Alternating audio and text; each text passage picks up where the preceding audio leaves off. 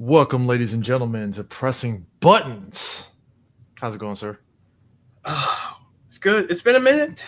It's been a A minute. minute. You know, we, Um, we, we, we tend to let the passage of time kind of flow a little bit before we, because, I was just I was just gonna say life, that life, too. like life events, work, other podcasts that we do. We do more than just this. Yeah. We had other stuff that was happening, decisions that have been made. We're not gonna be as busy this summer as we thought we were. Yeah. So I guess, kicking things off. So, PlayStation had a state of play recently, about 2 weeks ago.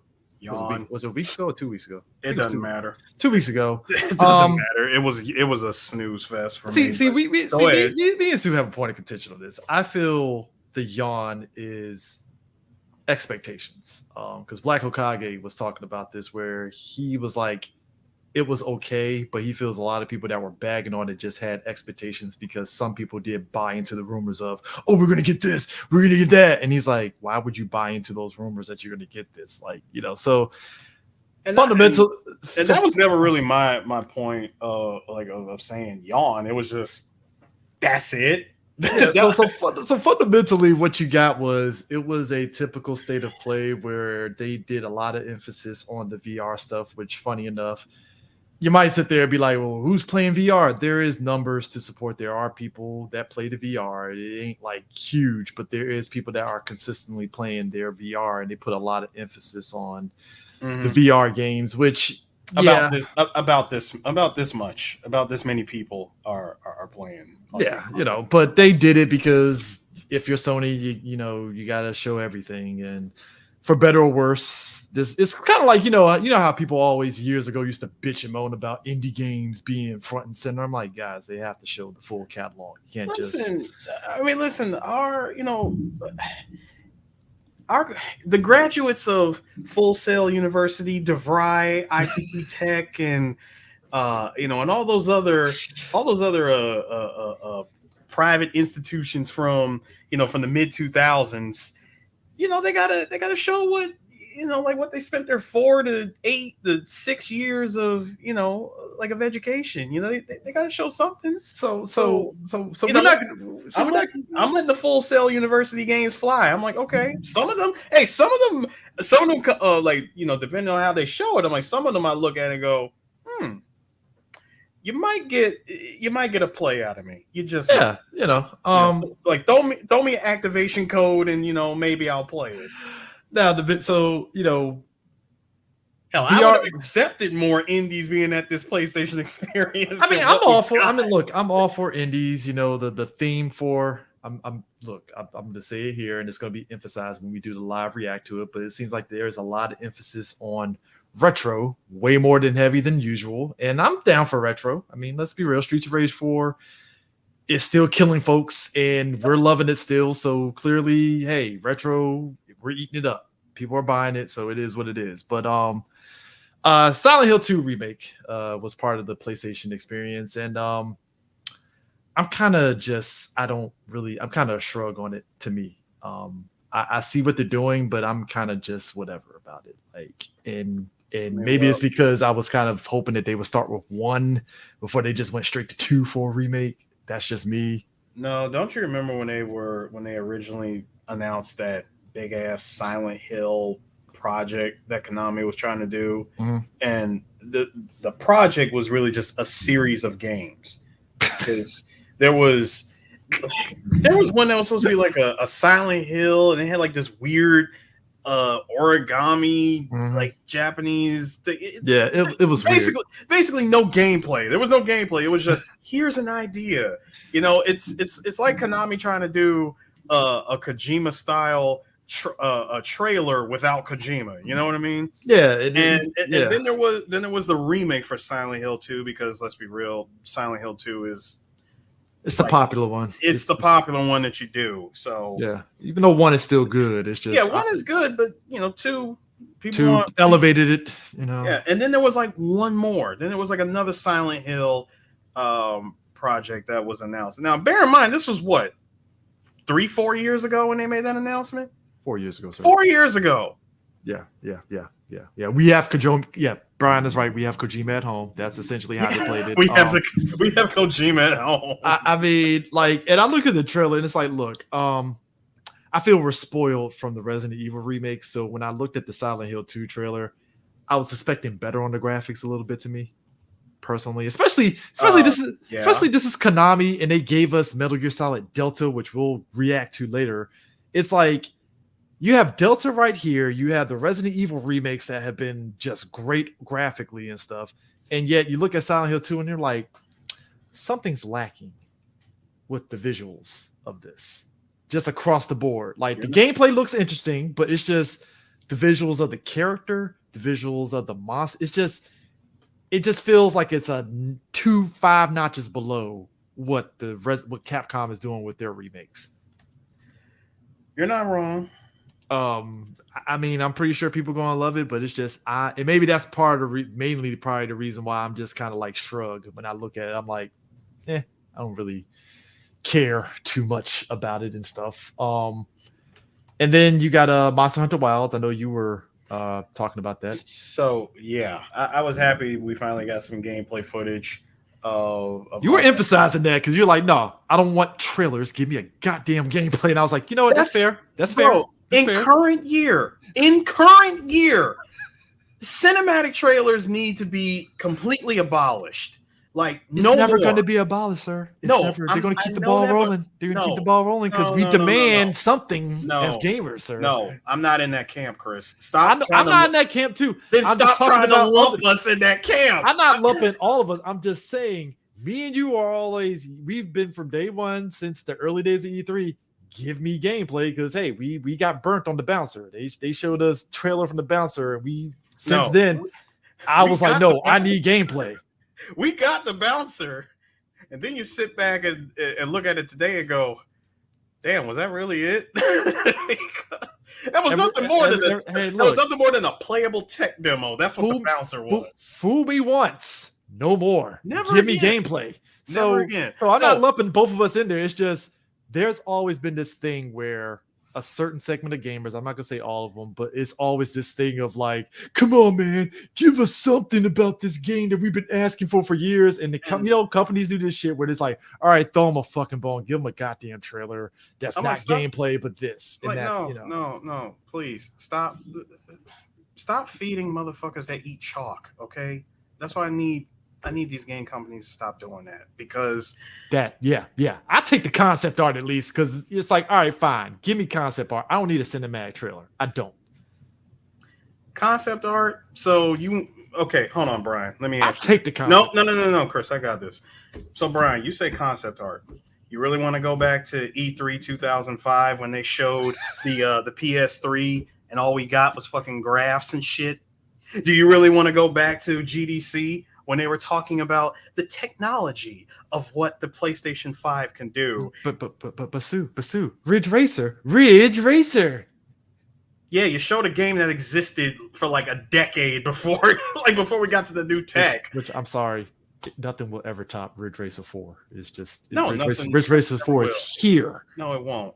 But anyways, going back to Monster Hunter Wilds. It looks great. I love it. Like this game, from what they've shown, it looks like they're really putting a lot of emphasis on the hunting aspect. Like, well, you see all the herds of monsters they put in that thing, which is dope because from all the years I've spent playing Monster Hunter, the one thing I've always noticed is you're going to get like the main monster that you're hunting, and 9 times out of 10, there'll be a second monster somewhere in the background that'll probably show up and they'll have a turf war. Or other times, if you're playing, like, good example, Monster Hunter World, where you got, what's his name? You could have a Kuluyaku and a Baroth, and they get into a freaking turf war, and then out of nowhere comes either Basil Geese or Devil Joe, and just blows the whole thing out of proportion. Where Devil Joe literally picks up a monster and yeets it at you. I low key feel that Wilds is kind of taking the stuff that the Horizon series has done, because Horizon series you can hunt monsters for parts and stuff. Obviously, they're robotic beasts. But I like their concept of like there will be a herd of like rhinoceros-esque type of those monsters in packs. And Yeah, then if another thing comes in there, they'll fight and it helps you out a little bit, which a is little what I bit. said, the turf war. That's always been a thing in Monster Hunter. Yeah. But to see it on this level in Wilds, I'm like, okay, this is now for Wilds. I like the way I interpreted. You get to, again, you working as a team. So like the more people you have on hand, like better. number one, no, okay, the better the rewards, but at the same time, the higher the monster's health increases. So Which makes sense because you can't just have 4 people and it's like, all right, bully them. Oh, we're done. Especially because you go from hunting low rank, high rank, master rank, and when you're in the master rank, oh god, you want to talk about freight train damage level of how, when these monsters hit you, because going back to both Rise and World, one of the hardest monsters I ever had to fight was Ruiner Nergigante. This is take Super Saiyan Nergigante and give him like 10 injections of steroids. That's what Ruiner Nergigante is. I mean, the one shots is ridiculous. Yeah. But yeah, I'm looking forward to it. I just hate the fact that we got to wait another year for 2025. For this game to come out. And I'm like, anytime I saw 2025 for anything, I'm like, yep, it's on the moon. I'm looking at it on the moon. That's look, I'm fine with it. And look, if there's lessons that we've been learning from last year and this year is, hey, don't rush the product. Hey, I'd rather just take that. It doesn't suck. It has to be 2025. Yes, but I'd rather that than try to push the shit out and then it's shit. I will say that because even with Monster Hunter, Capcom can give us not necessarily a dud, but they can give us something that's a whimper. A little bit. Rise kind of had that with Sunbreak. It's like they dropped Sunbreak on us, and that was it. I heard people. I mean, at least the people that I follow, I did see them enjoy Sunbreak, but I see what you mean because it didn't have that huge fanfare, but it's not like people complained about what Sunbreak was. I didn't really complain about it, but just some of the monsters were just kind of, they're all right. And when I compare Sunbreak to Iceborne, actually, I like. Oh, dude! Everybody was like, "Oh my god, Icebreaker!" They lost. So Iceborne was that DLC. That was the expansion for real, and it's only going to get even crazier with Wilds. Yeah, because Sony loves their mascots, and gotta give them credit. They know how to sell mascots and stuff. Because I mean, look, a lot of people, low key, and I even interviewed people actually bought the fuck out of Knack and Knack 2. Funny enough. So Astrobot, which is based off of the Astro Playroom character. That did get my attention. I will give Astrobot this. It got my attention. Will I buy a PS5? Probably not. I will buy it. I'm definitely buying this. Look, I played Knack 2. I enjoyed it. Look, I am a sucker for platformers, and I will. Same here. Look, there's a reason why a lot of us want them to bring back Sly Cooper the series because that was always a solid series. People want us to bring back Jak and Daxter because that's a solid series. Hell, people like the Ratchet and Clank series, so it's like they're good for these sort of platforms. And I was laughing because everybody was like, "So Sony just." Career from Super Mario Galaxy. Well played, Sony. Yeah. Well played. I even down to the bosses because I was like, is that Donkey Kong? Not really. All right, cool. I see you, Sony. I see you. I see what you're doing. I mean, one of the things they did with Astrobot was I love the attention to detail and the attention to PlayStation's universe of first party titles. When I saw Parappa the Rapper, I was like, "What?" I'm like, stop! Stop giving me the junk food that I need. I need them to bring back as an Ape Escape, man. I love those games. You know what? With all the stuff that's going on with Metal Gear, and we'll talk about that when we get to it, but it still breaks my heart that even with the PlayStation release of the Master Collection, they did not give us back Snake versus Monkey. Because it's in the multi-platform, so that kind of fucks it up a bit in the sense of trying to include that. Since but Sony, it's a proprietor, it's Sony. So, but whatever happened to console exclusives? Like, well, you know how it is. Look, we're in the era where Sony is getting Microsoft, games on their platform now. So, hey, it's free reign essentially at this point. So, and I got to imagine it turns into a situation of like you kind of exclude out the other consoles and stuff because didn't the skateboard thing wasn't that a Microsoft only thing? It was on the Xbox because it was the first time that Metal Gear was on another platform besides PlayStation. It went to the original Xbox. Yeah, and the thing of it is, like when they did the Master Collection, I think apparently that's not included in Sons of Liberty. I think it is. Is it? I could have sworn it is. Let me look that up because I could have sworn that wasn't included in that. Because I know Snake versus Monkey wasn't included. Okay, that makes sense. But they had to have included the skateboarding. Yeah, because that was based off of their what was Konami's skateboard Evolution Pro. I think that's what it was. Yeah, Evolution Pro skateboard or something like that. Yeah. Mm-hmm. So I mean, look, it is what it is. But Astrobot, I'm definitely going to buy. Like I said, I like the environments and all that stuff, and it's great. Marvel Rivals. Okay. I dipped a toe into Overwatch 1, and I was just like, you know what? It ain't my thing because I wasn't playing it enough to really get, play it with others. So I just kind of watched other people stream it. Right. I might play Marvel Rivals just to mess around with it, just to see what it's about, because it's basically Overwatch with Marvel characters, but for all intents and purposes, it seems as though it plays definitely a little bit different than Overwatch just because of the Marvel characters that you're using. And from what I'm seeing and what other people have shown, it looks like there is a bit of a balance to the game, a little bit. Even though there are some characters that do better than others, but there seems to be a little bit more of a better balance compared to like Overwatch and stuff. But it looks interesting. I like I said, I might dip a toe into it, but I don't know if I'll actually full blown play it. So we'll see. To your point on the cinematic trailers, they had like Concord and First Descendants as trailers, and I'm like, okay, I mean, you're not telling me anything with these games. So one look at Concord, dude, I'm dead serious. One look at Concord, I saw the cinematic trailer, and I'm like, please, gameplay. Like, give me something. First Descendant, same thing. I'm like, we've been lingering way too long on this cinematic stuff that's probably not even going to be in the game when it releases. Like these games are like, okay, this is a 2026 release. Gotcha. Like, and then 2026, I'm like, yeah, thank you. Yeah. So to me, it's well, no, First Descendant got a reveal for like July 7th. So I'm like, all right, I guess maybe we'll see.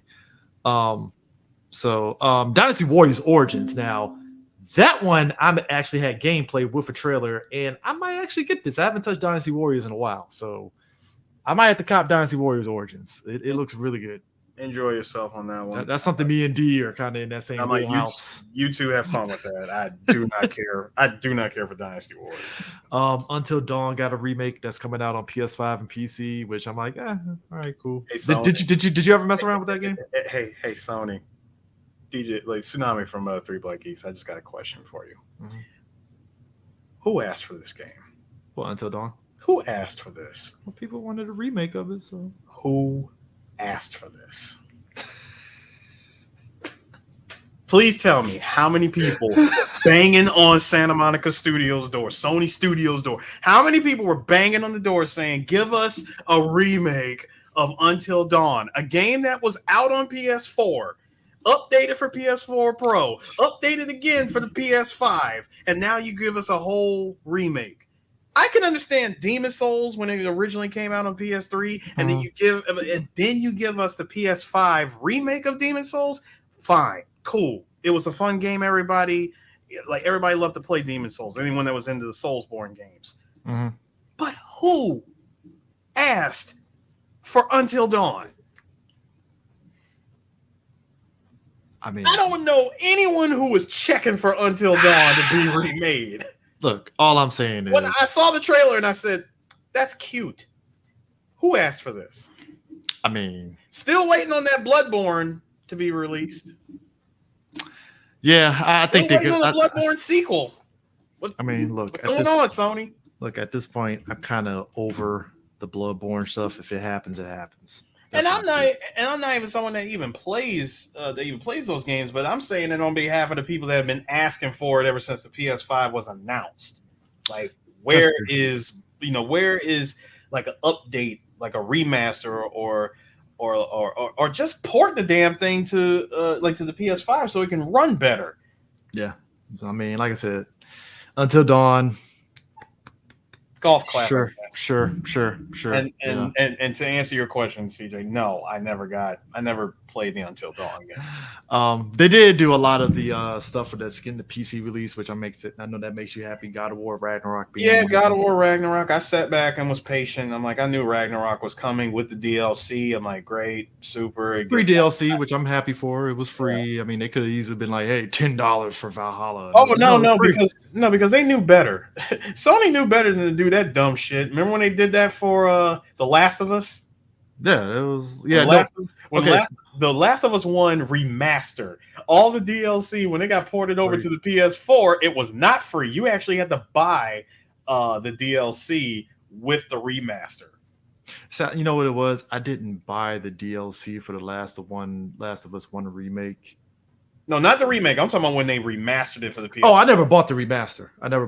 No, I never bought it either, but I heard about it when I saw them drop the announcement trailer, and I heard that the DLC wasn't included with the remaster. I'm like, what the fuck? Well, funny enough, I'll give Sony credit for this too. Apparently, like the Last of Us Part 2 remaster, if you had the game on PS4, it was pretty much like a free upgrade. Yeah, it was like a free upgrade, which I thought was great because I was like, oh, I don't have to pay for this shit. Let me go ahead and get my PS4 copy, put that in. How much you want to bet? How much you want to bet that 5 years from now we're going to get a Last of Us 2 remake? I don't want to take that bet because you're probably right, even though they literally called it, and they literally called it The Last of Us Part 1. Like, so you already know Part 2 is coming. They're gonna remake Part 2. But my thing is this, because I think the remake Part 1 looks great. It was great. They did a lot of quality of life on the remake of it, so I would give them that for the Part 1. But my thing for Part 2 is like your Part 1 remake basically took all the quality of life stuff that Part 2 had, and you just put it in Part 1. So what exactly are you going to change in Part 2? That's going to, graphically past that. Like, besides updating the visuals, I mean, you're not going to change the story around to make it where people are going to actually enjoy this game.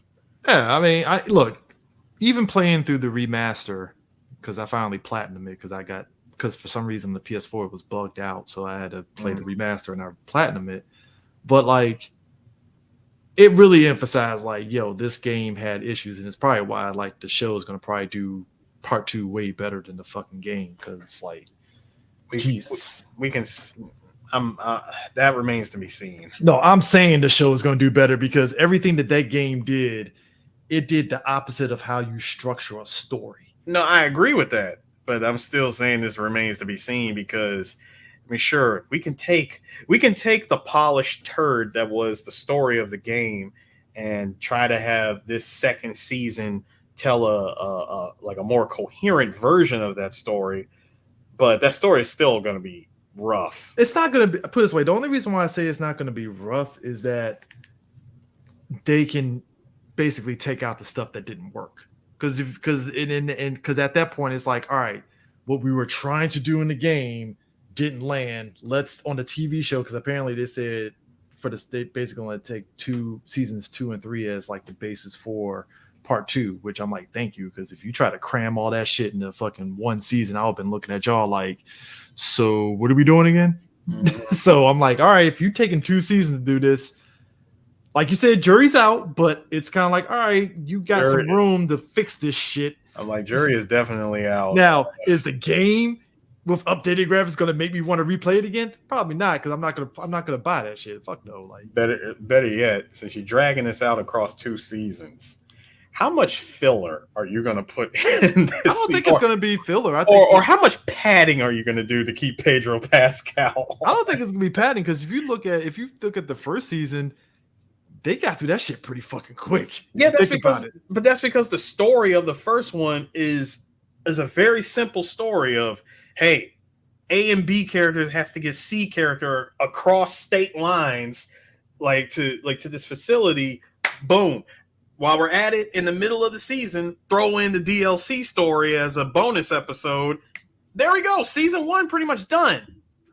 season 2, the only thing I can figure is they can actually tell the shit linearly, so it actually they actually for once in their they actually build up Joel getting killed for fucking once. Because that game was like, yeah, we're gonna come in hot, kill him. And I'm like, whoa, hey, story here, people. Plot point A to point B to point C. What are we doing here? And then you're gonna have us take control of the character who killed him. And that's why I say I feel the show. And this person is like the most unlikable character that you want me to control. And that's why I say I feel the show is gonna probably do it better in the sense of like you could tell it linearly, where it's like, all right, cool. Look, that is sus. You need to rephrase that because that is very much like, is he Drake now? Is he just Dylan 60? Like, what are we doing here, sir? I mean, hold on. Given the location of where Joel was, the moment he was giving this little girl, oh God, still he had to cross. Just digging yourself a little hole. No, it ain't me. Hey, I ain't Neil Druckmann. I didn't write this shit. I'm just telling you what happened. Neil Druckmann, look, the only criticism I give Neil Druckmann is this: he can't fucking write a sex scene for shit. Oh no, he cannot. I am not ready for that. I'm not even mad at the sex scene. It's just you didn't build that shit up properly. You really didn't. Like, you got to again for a sex scene to work, you have to build it up to where it's like, okay, that totally makes sense, right? Like the fact that look, give us again unlikable character, and then you give unlikable character an undeserved sex scene. As bizarre as this game was, who asked for this? How is it that I bought into Johnny and Meryl having sexual tension than those two in fucking Last of Us Part 2? That's all I'm saying. Like, no, Johnny and Meryl, that dynamic actually worked because he was the one that was always out of sync with. I know, but I'm saying though, on paper, you shouldn't buy into their sexual tension. But yet, for some reason, it's like, shit, it fucking works in a weird way. Yeah. Damn. I mean, come on. You're getting gunned down by the frogs. Yeah, but it's like, it's like, what better time than to go ahead and be like, hey, look, we probably about to die. Let me go ahead and confess my feelings. Yeah, but it's like, look, you're right. There are worse sex scenes, sir. But it's like, no. This nigga got a pregnant ass girlfriend, and you did really, dog? Like, you being extra messy on top of that, like, bro. You gonna take this chick that's built like fucking like a pile of cinder blocks and have the nerve, the unmedicated. I'm not even gonna talk about a build. It's just I am. It's just, to me, it's not even about the build. It's just I didn't buy any sort of tension of them having any sort of sexual thing, even when they did the flashback of them swimming and. I didn't buy it because it's like, really? Like, who the hell drew the wild card in that deck of Uno? Like, because really what it was, it was like sex scene on the play. Let's go. Because it really, really what it was is the dialogue was just wooden as fuck with them talking. So it's like, I'm supposed to buy them having sexual strife, really? Like, kind of, again, the sexual tension. Yes, evil Lego. And that's why I like when they had totally unlikable. I do not like Abby. I'm sorry. You cannot convince me otherwise. It's like, even if you want to buy into, well, she killed my dad. Okay, fair enough. Fine. Yeah. Break Joel's legs. All right, make him a cripple or something. But you already shot him in the legs with a shotgun at point blank range. At that point, what more do you need to do? It would have been like, let him bleed out, or be like his brother, where he's all like this the whole time and shit. All right, cool. Hey, fair. That man got the Dwight special from Walking Dead. Pretty much. Nah. He got the Dick Cheney special. He got sorry for shooting you, sir. That's true. Yeah, when he met Abby, I was like, damn, Abby really did a number on his ass. Like, god damn, like, so. This isn't the last. They got the nerve to tell him, yeah, put a tourniquet on it. I'm like, oh, so you're gonna drag this out? Yeah, I'm with Joel. Please, whatever bullshit line that you rehearsed, whatever speech, get it out the way and just put this man out of his misery. Also, before we get to the Microsoft showcase, I'm just gonna put this out here. Look, I'm happy for everybody that is loving Dragon Ball Z Sparking Zero because that's a trailer that they showed during the State of Play. Same time, I'm gonna need y'all to ease up on saying, finally, we got the best fighting game back. No, that's Fighter Z. It will always be top of the cream of the crop of Dragon Ball games, period. It's tops. Fighter Z, you're not beating that shit at all. So look, I I know. Look, we've been going to anime conventions. Arena Fighters were ruling the roost here. no, Cool. no. See, here's the difference. And it doesn't help that the fucking Game Pass shit is pissing me off on that shit too. On No, top of no, that, Chris, here's the difference. See, people like to take the Ultimate Ninja games, not the ones from the PS2 and not the ones from the GameCube, the Clash of Ninja games, and with the recent one. no, I'm talking about the old ones, like the ones from the GameCube and the PS2. GameCube ones is the ones I know a lot of people like. Yeah, those are. I'm talking about those. I'm talking about that one and the Ultimate Ninja games from the PS2. Take those games and just set them aside. Those are not the same arena fighters that we got in the 360, like the 360 PS3 and all the other generations. PS3 going forward. All of these arena fighters they're not a fighting game in my opinion. Even the JoJo one, and I love the JoJo one. The JoJo one has so much potential. You already had the blueprint with the original JoJo game on the PS1. You could have went with that. Hell, you could have took a page out of your cousin from what was it, the Fist of the North Star fighting game that plays like Guilty Gear. Could have took a page out of that. Brian ain't lying. Budokai 4 mod. Yeah, Budokai 4 mod on PC. Yeah, I'm good with that. See, first of all, sir, there is a Budokai 4. It's called Infinite World. Yeah. Okay, Brian is right. The Demon Slayer game is good. Does it play like an arena fighter? Not really.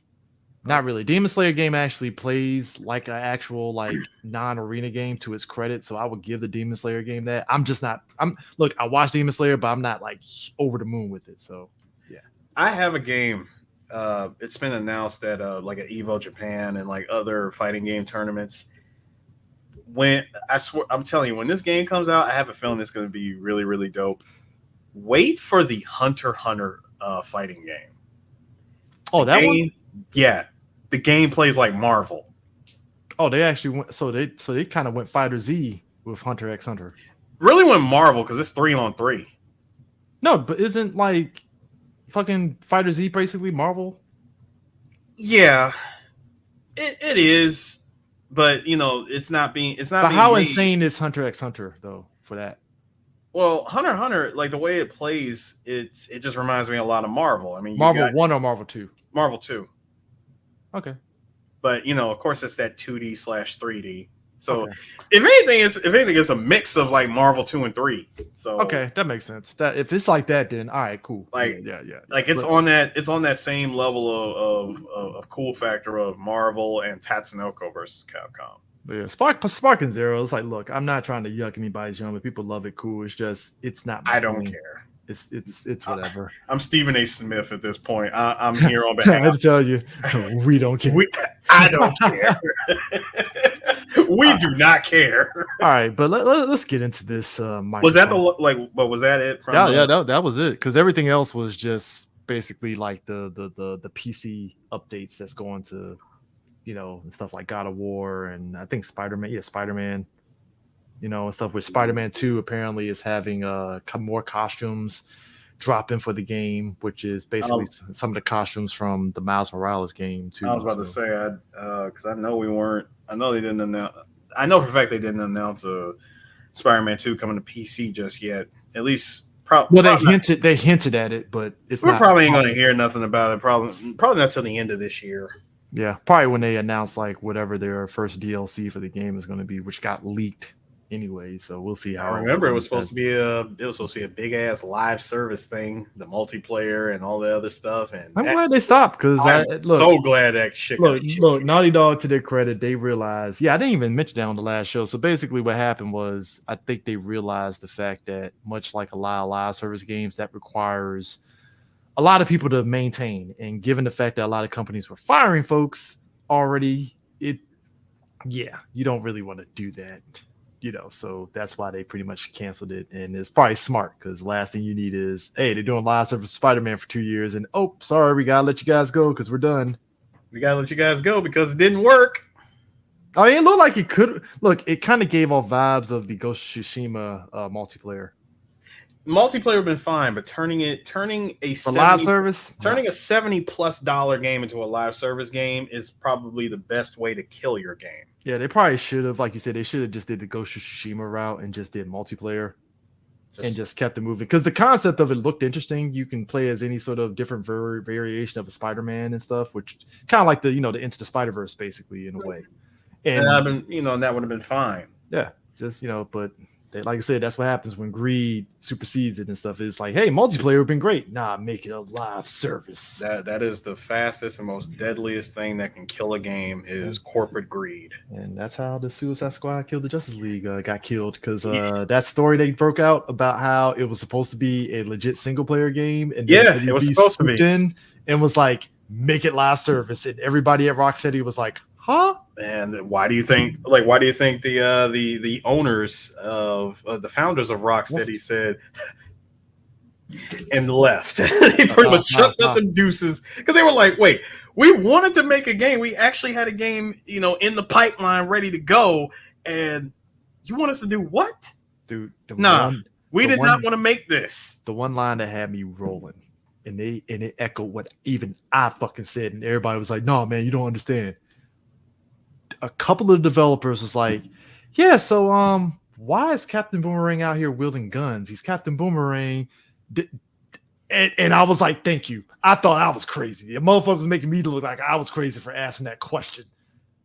And I'm like, yeah, because they were asking like, so why are we putting a gun in Captain Boomerang's hand? Why is Harley Quinn... Why is Harley Quinn whipping around like Spider-Man? Yeah, like, why is King Shark wielding a... what are we doing here? And they just said, fuck it, I guess we got to do this. And yeah, that's the reason why everybody on that Suicide Squad has guns and just... Giant mess, thy name is Suicide Squad. As soon as I read that line, I was like, that told me already. They were like, oh, this is going to be a shit show. Speaking of characters with guns, this is something that's been hitting the airways a little bit recently. So, one Shadow the Hedgehog will not be using guns no time in the future. What, in the movies or the new game that's coming out? Well, they're just saying like in general. So it still kind of makes me wonder, are they going to give him a gun in the movie? I mean, granted, it's going to be this. It's going to be this. No. I know, right? Yo, if he does the freaking Terminator Dark Fate move where he picks up the glasses and then puts them down, he's just going to be like, no.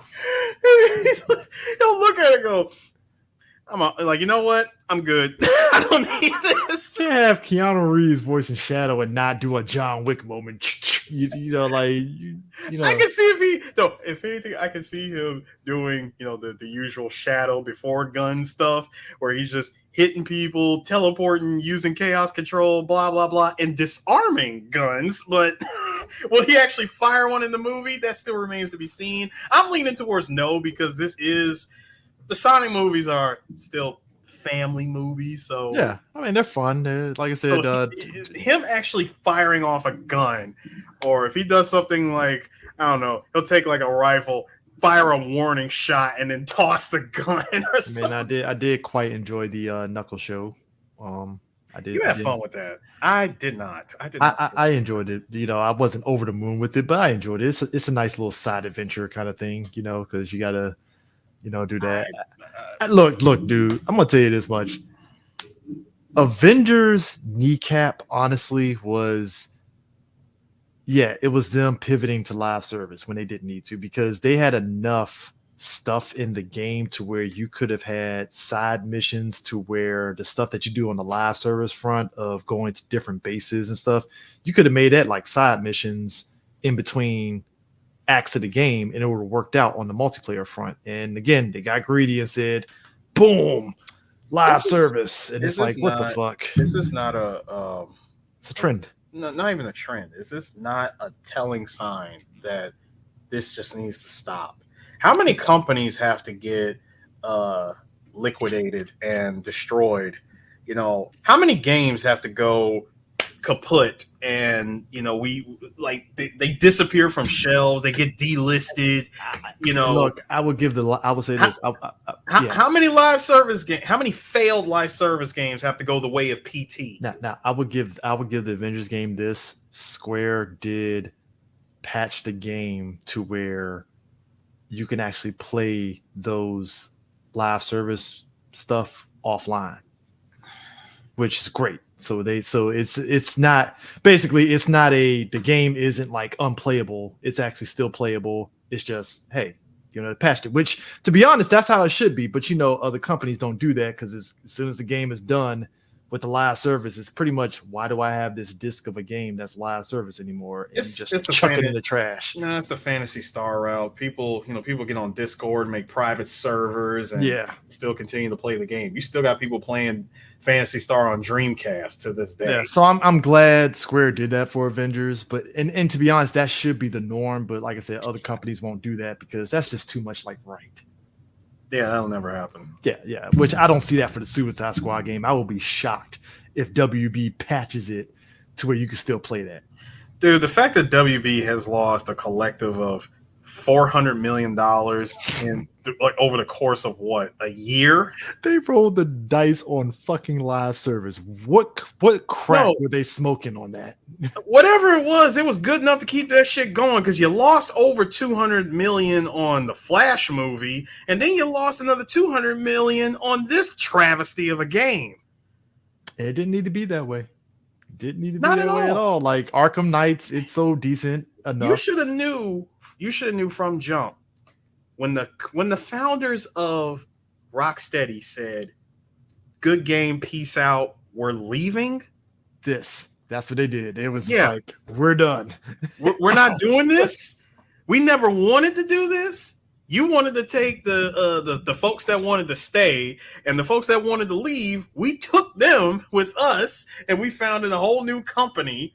And I think they're already about to make another game. They're going to make some kind of game. Yeah.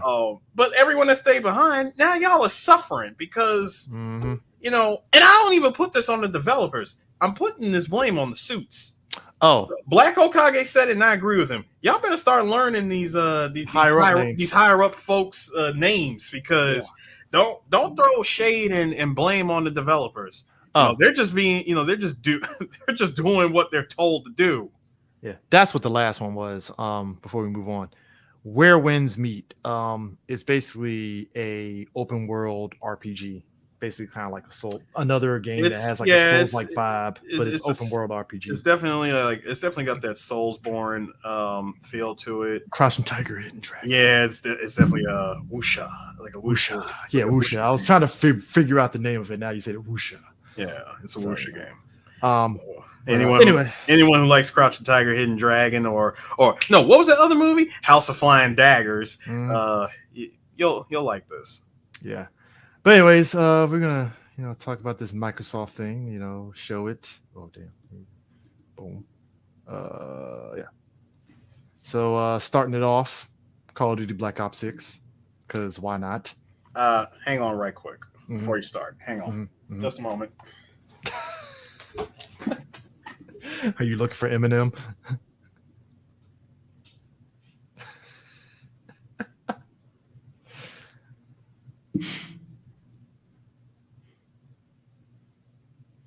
Yeah, House of Flying Daggers is top 5 weeb. Now I was like, did you find, were you looking for Eminem? Oh, wait. Yeah, so kicking things off, Call of Duty's Black Ops 6, which I'm laughing. Good evening. The Soviet Union is no more. Oh my God. For instability and chaos. Go ahead and hit the full screen. Oh, yeah. My bad. Hit F.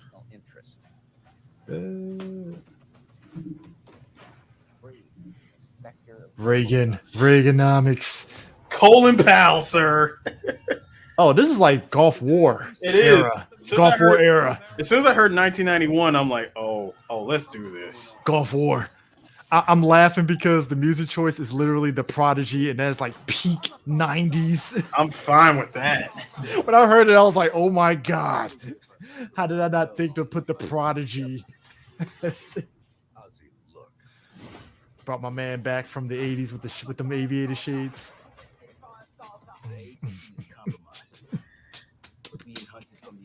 I mean, wow, nice. Yeah, I like that. yeah. Stick the grenade and kick them. Hey, I played look. I played the last. I played the last one.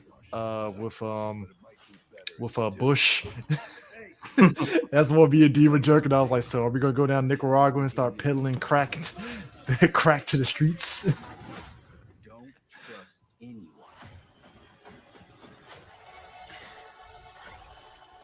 See,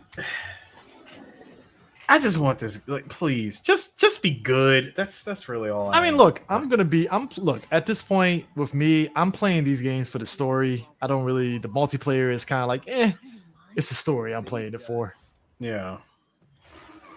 I might dabble a little bit in the multiplayer, but you know, I hope you get on. I hope this happens. You can actually get on the dirt bike and do stuff because.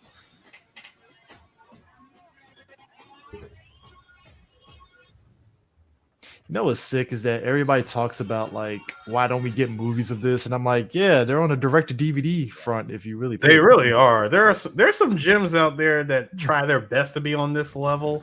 Some of it works. Look at the campaign Some of for them. Call of Duty Yeah, some. I ain't gonna put it all on them. Set in the 1990s after the Cold War. I'm laughing. ends, Phil Spencer has where the never truth changed his isn't outfit. playing. He just wears a t-shirt, It's an honor bomber to stand jacket here combo. representing the Never changed, sir. Canadians at Act. Never changed.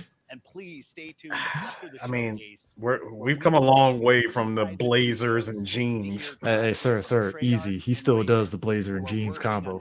No, I'm talking about when everybody that was presenting something was doing that. I'm like, so did y'all just have a meeting and just agree to wear blazers and jeans? Yeah. Well, of course you got to put It's been 10 zombies. years since Call of Duty has been in our show. Like, are we really gonna go with the cool It's been dad longer since fit? all Call of Duty Time players out. got the same game at the same That's a time. lie. It's been 10 years since Call of Duty's on there because you always have Call of Duty in some way, shape, or form on your presentation, Microsoft. True. Phil, there's lies here, but whatever. I Whatever, think they're Phil. still. I think they're still off that acquisition purchase buy. I mean, look. They're still off of that. I mean, look. At this point, they literally.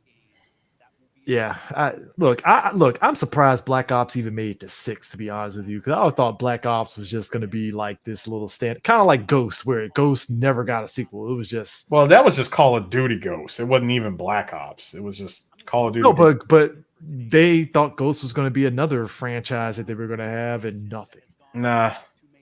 Even though The only thing you got out of Ghost, and I'm sorry, I mean, all these damn games run together. The only thing I remember out of Ghost was you got the dog. that was actually an interesting thing, the fact that you had a dog, thing and stuff. Like you Actually, get no. German Shepherd, What was it? Future Warfare or whatever? Advanced Warfare. Advanced Warfare. I did like the concept of it being sort of like a realistic future. Where they're out in space a little bit. Bro, you were getting these crazy ass freaking ARs, and you were like doing freaking crazy parkour shit. You're running on walls. Yeah, look, I like that. I like that concept and stuff. I mean, I was like, y'all could actually kind of continue this a little bit, and nothing. Never again. I was just like, so what's this world premiere? Bethesda. So Doom. Oh yeah, this is was it Doom Dark Age? Yeah, this is for Doom Dark Ages. Which for those that don't know, it's a prequel. It's a prequel. Yeah. So I played Doom Eternal. Spoilers. It went up its own ass on multiverse shit. Of course it does. Like the regular game ending was dope because you kill Satan, right? And then they had like the extra stories after it where they continued on. Well, Satan wasn't really the big bad. And I was like, all right, cool, I get it. You gotta. He wants to permanently stop the invasion of hell. Cool. And then all of a sudden it turned into multiverse. I love it. Even in the Dark Ages, my man gets a shotgun. Well, he's he's the one. He's the Doomslayer.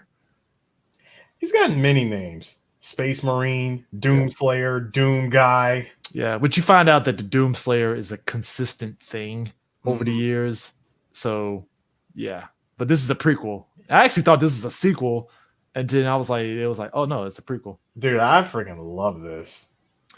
I just find it amazing that Doom over the years has just evolved itself in every console generation in some way, shape, or form, and they've been pretty good. Oh yeah. I mean, Doom 2016, you had like probably the most OP weapon in the game, which was the pistol. Mm-hmm. And then, And then they nerfed it in Doom Eternal. which I mean, you had to, even though I'm trying to think what gun in Eternal was like stupid, ridiculous. I'm trying to remember. The fact that you're in a giant mech. Yeah. And This. You can fly in this game.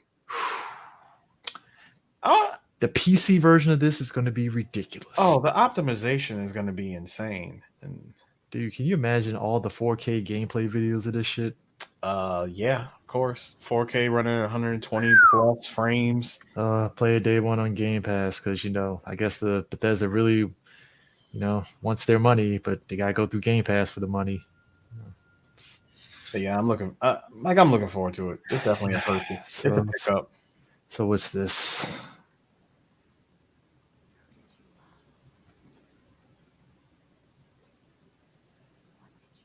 When I first saw this, I thought this was Dead by Daylight? No, State of Decay 2. Oh, that's right. This is State of Decay. State of Decay is interesting concept. Basically it's like you run your own little thing and you go out into the world to get supplies, come back, and you kind of build up. Yeah, you fortify. It's pretty much Dead by Daylight or Dying Light. Yeah. But I mean, it's popular enough. A lot of people, play it for sure. I mean, people, you go on Twitch right now and people still playing State of Decay. And here we are, another cinematic trailer. Try to remember, did it have a actual gameplay? We're about to find out. Yeah, we really are. It's and I'm not even talking that close to kind of could be like could be. Is it like maybe it is, maybe it I isn't thought for a gameplay? second that was gameplay. I'm like, is that gameplay? Like, no, this is all CG. Yeah. It's giving you okay, that's gameplay right there. Nah, I don't buy it. Could be. I know we reached that point now where okay, that could be. That's what I'm saying. I think that's gameplay right there. All right. If they try to make this trailer do that thing where it's like seamless, like trailer gameplay. Okay, kill shot him in the head. Where it's like seamless gameplay trailer, that sort of thing. See, this is how I know the zombie apocalypse. I ain't fit for that shit because I'm like, my ass will have that fucking G.I. Joe sword sharpened, and I'm going Michonne on motherfuckers. My man got yoinked. I think the biggest mistake that you can do in a zombie apocalypse is not have your back against the wall. Well, that also kind of works against you too, because even though you got your back against the wall and you're trying to take on a freaking horde of zombies, the worst thing that can happen is you run out of ammo. Sir, I'm not taking on hordes of zombies. I'm running and gunning. All right, I'm looking down. I'm looking around. I ain't trying to have a zombie grab my ankle and shit because I ain't paying attention. Nah. Nah, bro. I see a gang of zombies. I'm like, yeah, time to go the opposite way. I might take a page and just have some gasoline and just burn the motherfuckers. Just. But then you get these zombies, and I'm like, well, I'm like, but then on top of that, bro, you need that gas for your car. I know, you need man. it for the getaway car. Damn. Rest in peace, little homies. That's all I can say for that. State of Decay 3. Yeah, State of Decay 3. Hey, look, people, this looks like it's gonna be pretty interesting. So hey, play a demo on Game Pass. They're really pushing Game Pass. I'm really gonna give Microsoft this. They've been pushing the hell out of Game Pass. Well, I mean, you have to because you got to make it worth your while. If you think about What we got coming from BioWare again? Like, what's this?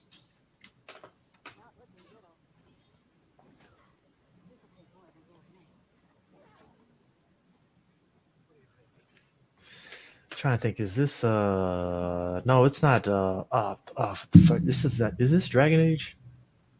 No. It's Dragon Age though. I thought it was Dragon Age for a second.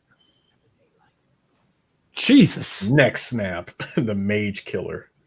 Look, neck snaps are always crazy to me because it feels like you have to really commit to just breaking somebody's neck like that. Like, I don't even know I could do that. That's commitment. It's like, God. The Necromancer. No, this is no. This isn't. See, I'm looking at what everyone. No, I was right. It is Dragon Oh, Age. shit. Yeah, My Dragon. bad.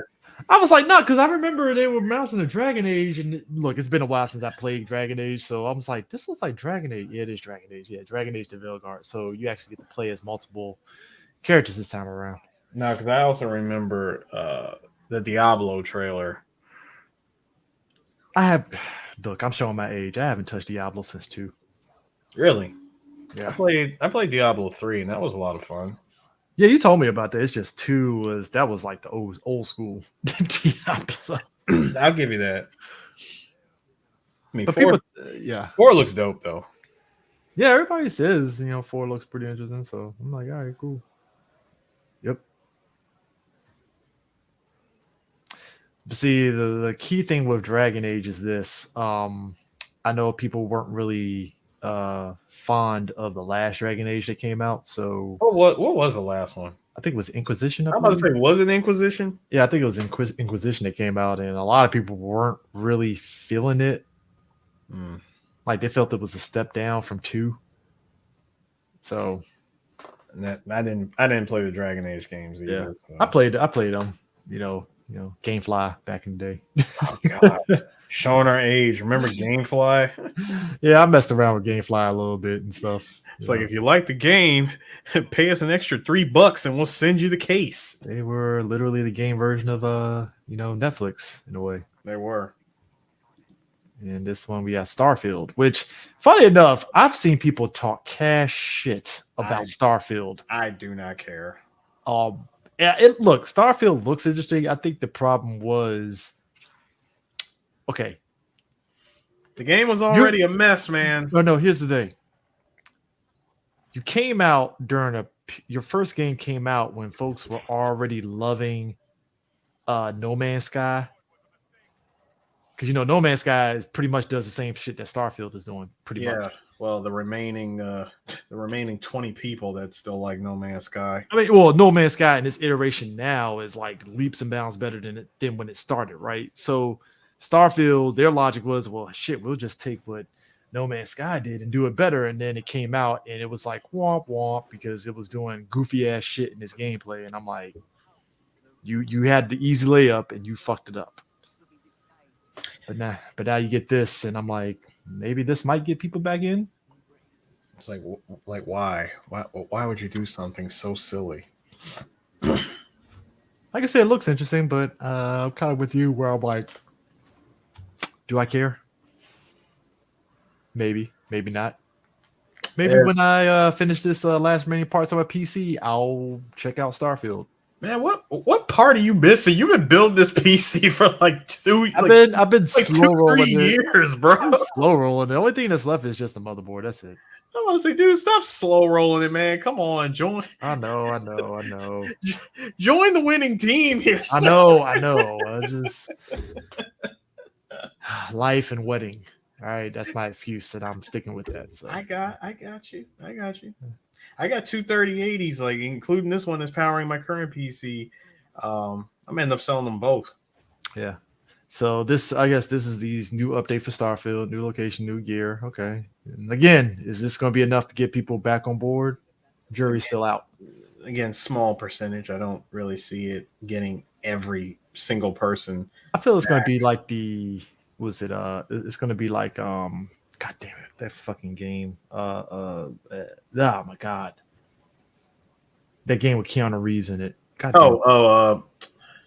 you talking about Cyberpunk? Yeah, Cyberpunk, where it's like they did all these life updates. Yeah. And look, life happens. It is what it is. All right.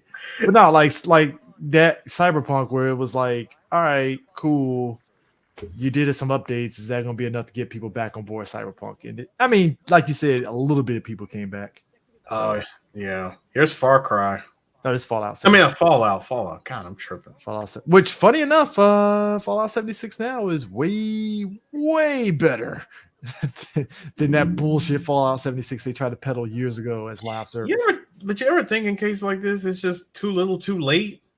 Not in this case for this game because This people game have got been well. this game got trashed. No, but for all intents and purposes, there are a lot of people actually playing this version of Fallout.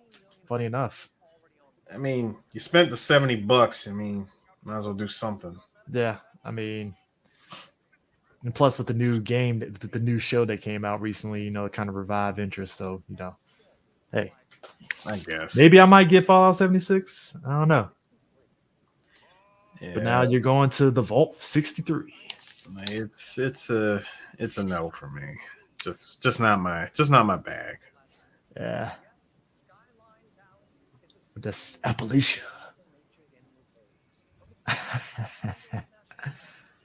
Oh, Shenandoah National Park. That's someplace I would never want to be in a post-apocalyptic time. Dude, you're closer to Shenandoah than I am, so I good luck am. with that, sir. you and your car peeps drive through it. Yeah, we did, but doesn't mean that I live over there.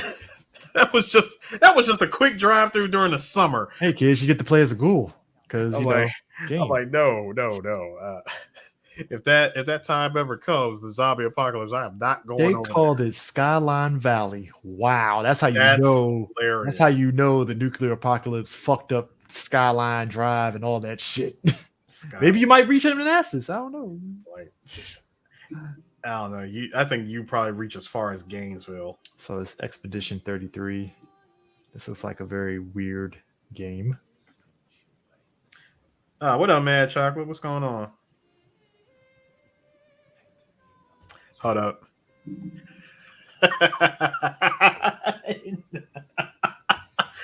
Oh no. Hey, Unetta, I hate you so much for that. Like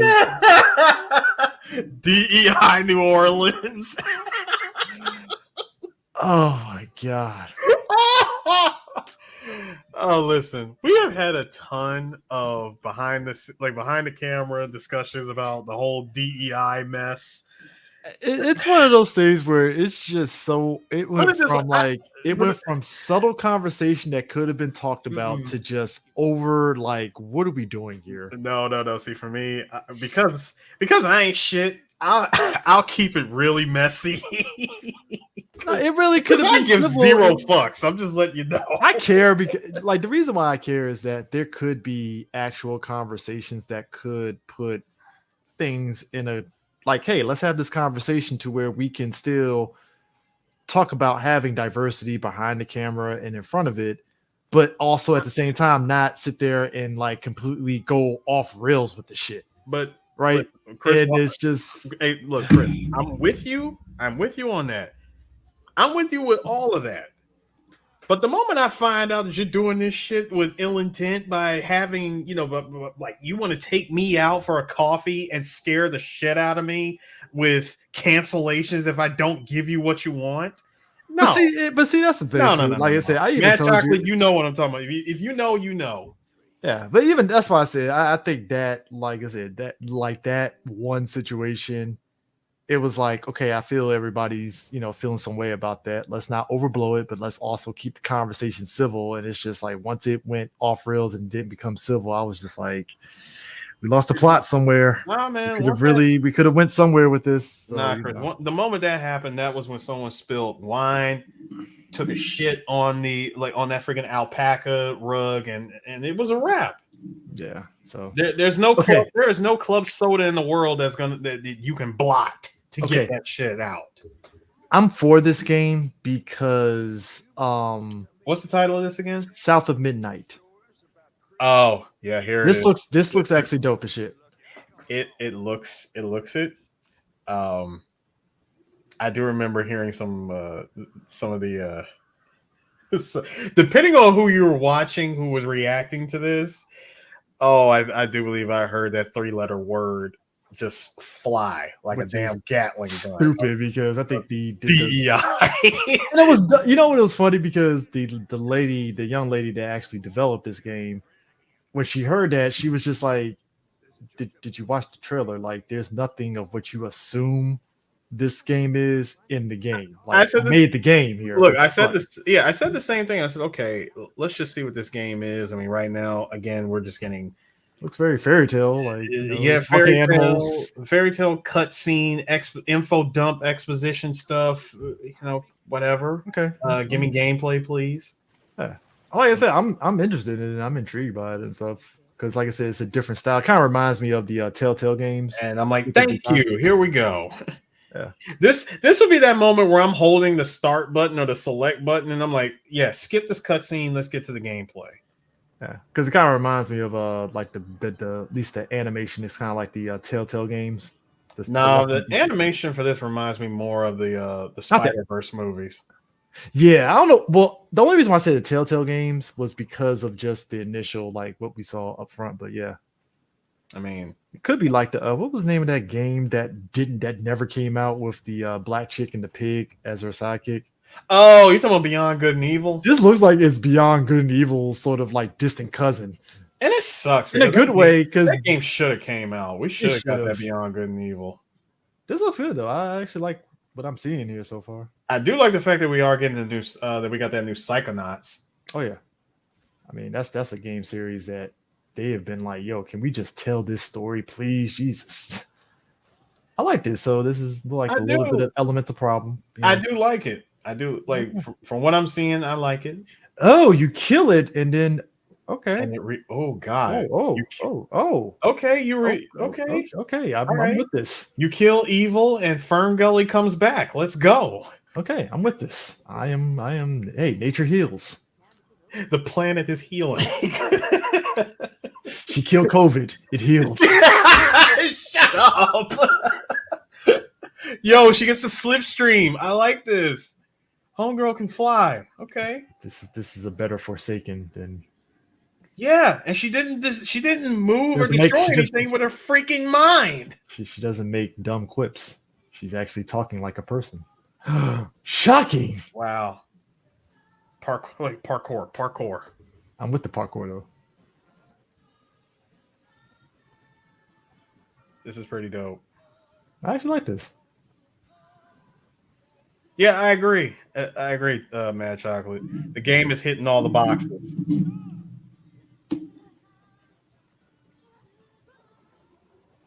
It's like the never-ending crocodile. I was going to say, yo, Lake Placid, let's go.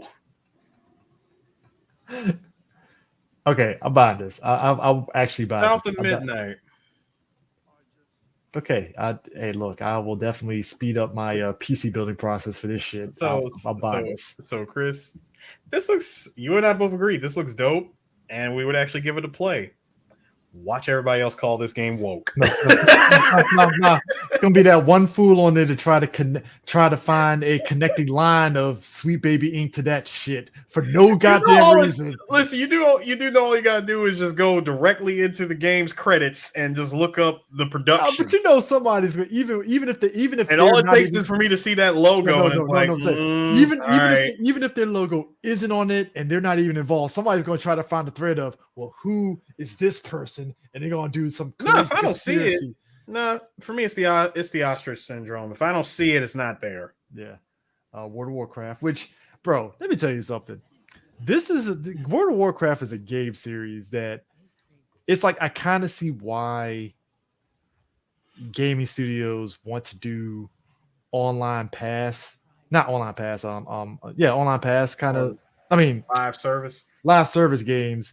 But it's like, no, the reason why World of Warcraft from its iteration to now is still going is because like the people behind it give a shit about their game and to keep this going, and they have an installed base. And on top of it, it's a legacy game. Yeah, it's a legacy game. So it's like you already like the legacy game of World of Warcraft is enough that you can keep that going. Like World of Warcraft has been around probably about as long as we graduated high school. I was gonna say since we were in high school. So I will say I'll give it 03. I'm not even gonna say 02 because everybody was playing. What was the other live service one?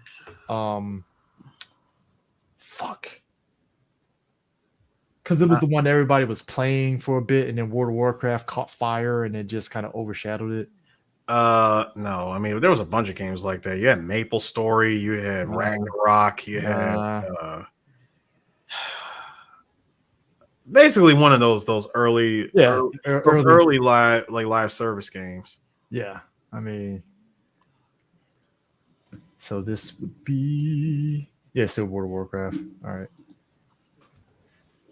Hey, look, I tried to get into it and I couldn't. I think it's just once. I think there's a certain moment. This is when everybody called the game woke.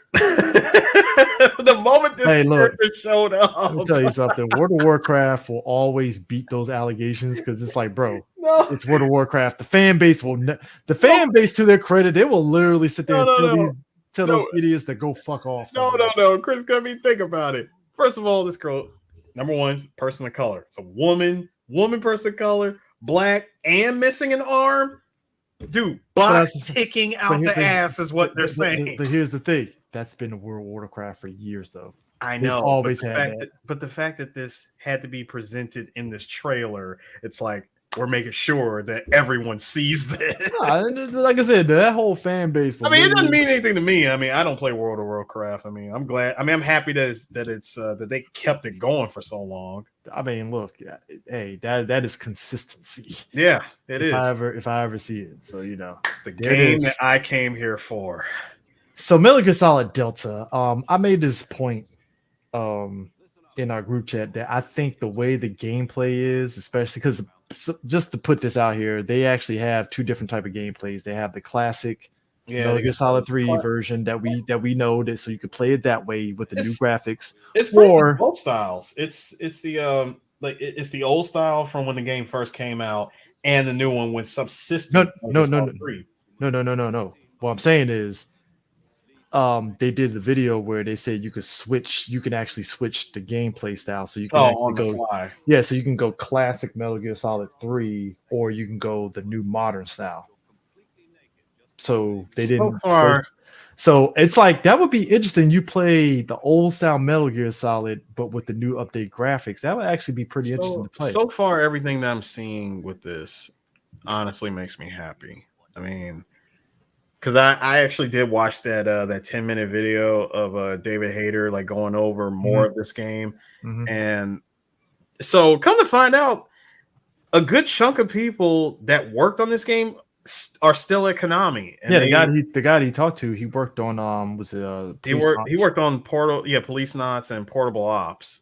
Yeah, which Portable Ops was actually pretty dope. I actually had that. But for this, that's what I'm saying. That part right there, I think the motorcycle scene and the ending of the game is going to play better. I think it's going to play better too. But here's my question for you. Now, imagine how hard it's going to be to shoot that damn frog. That depends on whether they kept that in this one. Oh, I'm pretty sure they did. Because think about it I guarantee the Carotons are still in the game. Yeah. Now, my thing is this. Let me ask you this. Why do you think they picked 3 to do Delta and not, like, say, 2? Because, well, first of all, it wouldn't make sense to do 1 or 2. They started with 3 because, as Okamura said, 3 pretty much started the whole saga. And they said, we started this remake with the 3rd game. Okay. So you guys are planning on doing more remakes. If they do 1 remake, it's a wrap. It's definitely a wrap if we get that would definitely erase Twin Stakes for sure. No, if anything, they'll incorporate both styles, like both the MGS1 and the Twin Snake style.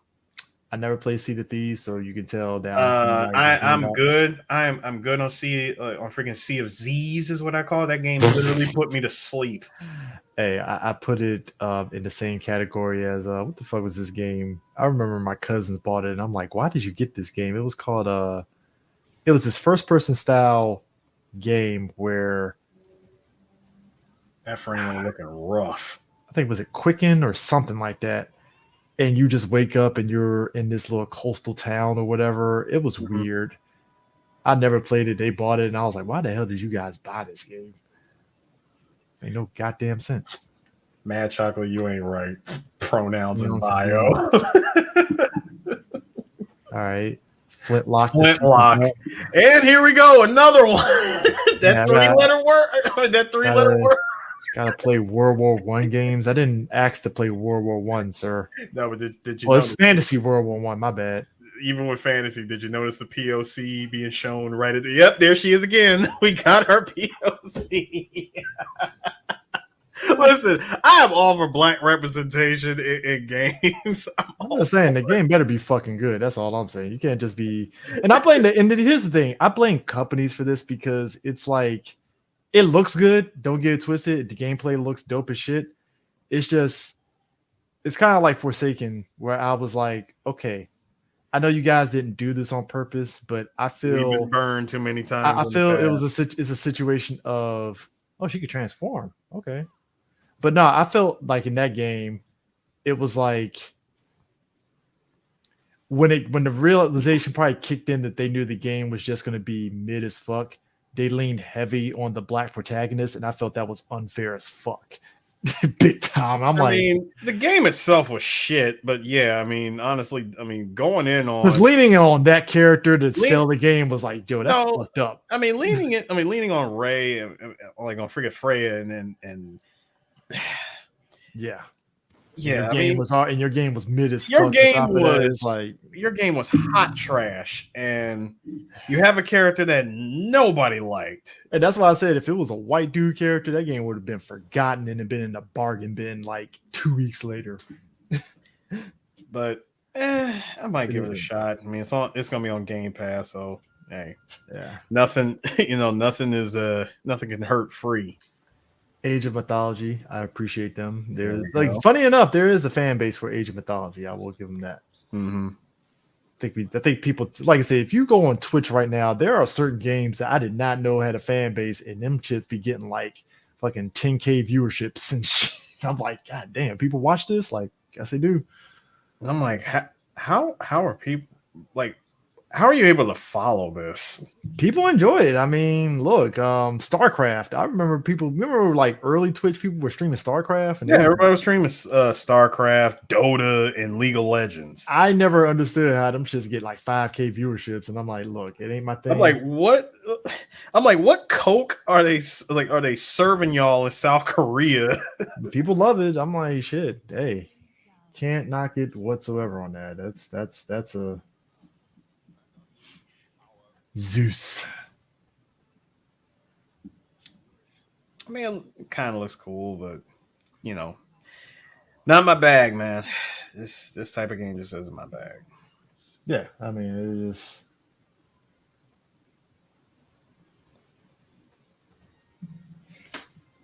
But hey, like I said again, fan base. It's kind of like what we said earlier about the VR stuff. It's like there's obviously a fan base, but like you said, there's only like this many people. So it's like I get that you have to cater to those folks, but I mean, I would say this Age of Mythology definitely has a huge fan base, and it comes VR shit. So and it comes out in a couple of months, September 4th. Yeah, there you go. So hey. Xbox Game Studio presents. Which one is this? So Airplane. So which is is this Battlefield? No, this isn't Battlefield. Perfect Dark. Yes. Yeah, when they drop this. Okay. I play the shit out of the original Perfect Dark. From the gameplay that I've seen of this, it looks dope as shit. Yeah, Perfect Dark Zero wasn't bad. It was okay. It wasn't better than the original one, but this is definitely they got me. All right, PC mods, you know what to do. Like the moment I saw Crystal Dynamics and that face, I'm like, okay, yeah, face is fine. The face is fine. It's which is ironic because if you really think about it, the OG Perfect Dark, they went anime with that shit, and this one is like, all right, fine. No, I'm gonna give it the Walter White response. Is that really the best you can do?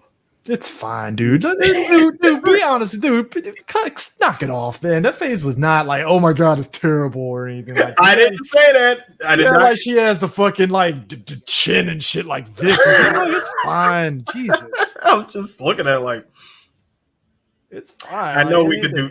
I'm like, I know we could do better, but also, game is still in development, I guess. Also, you're first person. You ain't gonna need to see your damn face. You're fine. That's the thing. It's like even the OG one, it's like you barely saw her face unless it was like a cutscene. No, she don't. Let me tell you something. Look, this is what this, and this is no, and I'm being serious on this one. This is, no, I'm being serious on this one because everybody goes. Oh, there are certain moments where it's like, all right, I feel where people are coming from, and then there are other moments I'm like, you guys are really like taking this shit way over the top, and it ain't even really terrible. Like, stop. Like, Look, Chris, I'm not taking it over the top, but damn it, you're gonna get these jokes. You can be I fine don't know, with but it. and dude, the only I'll be- reason why I can't really joke about it is that people take the jokes and they take their jokes as truth, and it's like, nah, it's let's stop. There are certain moments, certain character designs. It's like, you know what? I understand where people are coming from. You're right. I ain't gonna say anything. Other ones, it's like, okay, guys, it's fine. Like, it really isn't what you think it is. I think you guys just have an over the top viewership of what you think women should look like, and that's it. So come on, stop. I'm still, the jokes are still gonna fly, sir. Like, it'd be one thing if everybody was tripping off of like what was the game that came out and everybody was pissed off because their anime waifu chick didn't look like, and it turns out it was bullshit. Which one was that? Shit. I'm about to say so many games are like that. No, now. the one, the one with the one with the because she had a costume and everybody was complaining about the shit, and then they god damn it. What, Stellar Blade? Yeah, Stellar Blade. Oh. Everybody went off this rumor that they were going to change the character designs and stuff. And then the developer was like, we didn't change anything. What are you talking about? I don't see. That's a whole other conversation. And that's why I was saying, I'm like, guys, Right. chill. Like, let's not, like, y'all motherfuckers really bought into this thing that they were going to change your anime waifu, and stop. Jesus Christ. It's not even so much that. It's just you don't tell people one thing and then you go and change like 6 different things. That's what it is. Perfect dark. Like when they said 100%, like when they said the game was going to be uncut and uncensored, I was more for the gore because when the game was first revealed, it was gory as hell, and I was like, "Yo, I'm for this. Like, give it to me, inject it into my veins, please." You know, And uncensored equals to people. Oh, nudity. You know that's how. You know, I know that's what some people did. But I mean, everybody was tripping over the costumes, and even I kind of had my feelings about it a little bit. But I was more so upset about the gore. I'm like, why is nobody asking for the gore? Can we get that back, please? Give me my gore. It's like I want my sexy anime waifu to have the freaking blood and entrails splattered on her when she cuts a monster in two. You know, that shit was hot when she did it, like in the first 2 trailers. But then all of a sudden, game comes out and we get none of that. Yeah, I mean, uh-oh. There's still some more, I think. And it wasn't even so much. It wasn't nudity that they were tripping over. It was just the costumes. But again, Diablo 4, Vessel of Hatred.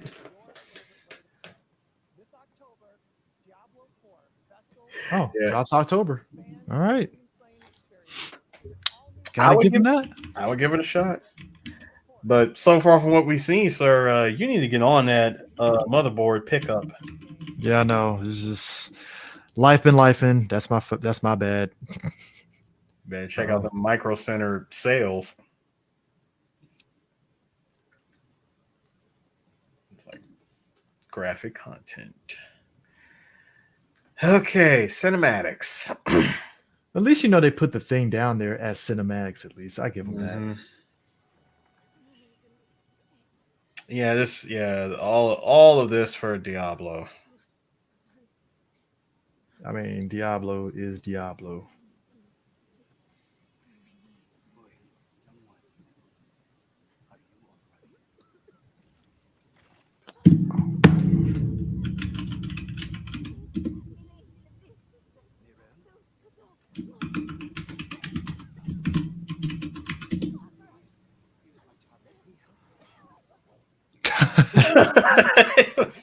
Stay the hell away from me. That's that MJ Thriller. Go away, please. It's like, please don't do this to me. No. Oh man. See, I don't want to get a 4090 and then like the moment I pick it up, the freaking RTX 5000 series drops. I just don't want that to happen. I wouldn't want it either. It's one of those things where it's just like, you know, the price of the brick went up there, sir. It is what it is. In fact, I'm looking it up right now.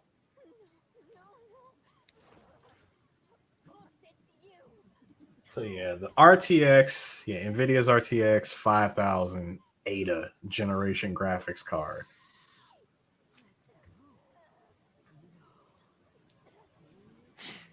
I mean, this thing is going to come with 32 gigs of graphics memory. 32 gigs. Sir, my card already has like I got a 10 gig card and a 12 gig card because I skipped the 4000 series. Mm-hmm. Because that's what I usually do anyway. Like any graphics card I get, I usually wait until the generation after. Okay.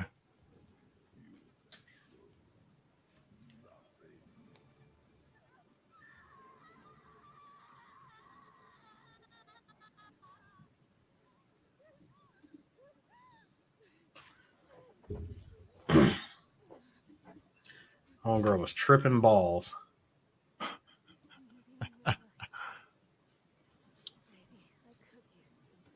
She's like, oh, it was only a dream. It was only a oh.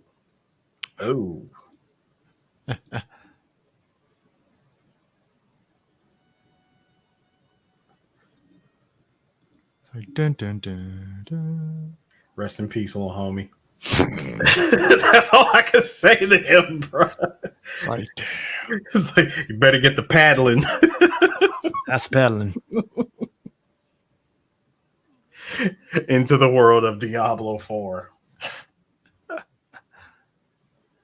Oh man. So they drop in so it's like a whole new thing of Ada cards that's coming. Mm-hmm. Wow.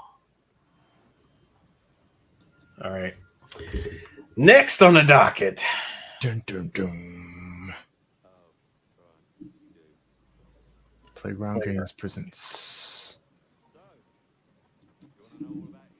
Fable. Oh yeah, it's Fable. Fable is going to be interesting Yeah. now that it's back in the public eye because, like, you remember, folks, for that last Fable game, everybody fucking just tore into it. Yeah, and rightfully so. I remember that, man. Everybody was like, "Yo, fuck Fable." Everybody tore it, dude. Okay, so Understandable. no. Here's the thing that got me. I'm like, oh, Microsoft. So we really standing on business. You kept the girl that got memed to death. As soon as I saw the outfit, I said, "Oh God, they kept her. Mhm. They really kept." I'm just gonna keep my comments to myself. But the moment I saw her face, I just said, "All right, Microsoft. I see you standing on business. Not sure, not sure if it's a good idea, but." We'll see. I mean, it's the only thing you can do. I mean, time has passed. New hero, look, new hero should arrive. I'm trying to think. The last Fable that came out was the 360 or was it the one? 360. Yeah. So to me, I think the passage of time. You know, we went through one generation with no Fable, so it's hey, it's about 9 years. It's enough time. Maybe about 10 years actually. I'm sorry, man. That anytime I see that character, I just see that meme. That face meme of her. I mean, look, at least they made the face better this time. First of all, this is just in-game footage. I don't even think. I think this is I think it's like an in-game cutscene. Yeah, Like, I mean, until I see actual gameplay footage. I mean, at least they made her face look better this time. I mean, it could have been worse. They could have doubled down and just kept it. So I give them that. I will admit that it could have been a whole lot worse. They could have Like, doubled down and said, "Nope, get the same face, deal with it." And it's like, fuck. I'm like, oh, so y'all didn't learn shit. Cool. But you know, somebody's gonna fucking complain because you know, even if it is improved, they're gonna find something to bitch about. And I'm like, all right. Well, Brian did say it best. She is British, so you know, hey, OG British. World premiere. I swear to God, if it's the Gears one, I'm gonna laugh my ass. Okay, it's not Nah. Gears. Not Gears yet. Not yet. Hate rules, change them. I actually thought this is actually pretty interesting. Has a very Team Fortress vibe. Team Fortress or Overwatch. Yeah, I'm gonna say Team Fortress just because of some of what they're doing, but I can definitely see Overwatch. All of that right there with the character select. Yeah, Overwatch. Never mind, I'm tripping. You I right, was like, bro, this is like Overwatch. What's the other game? It's got that new season. Apex. Apex.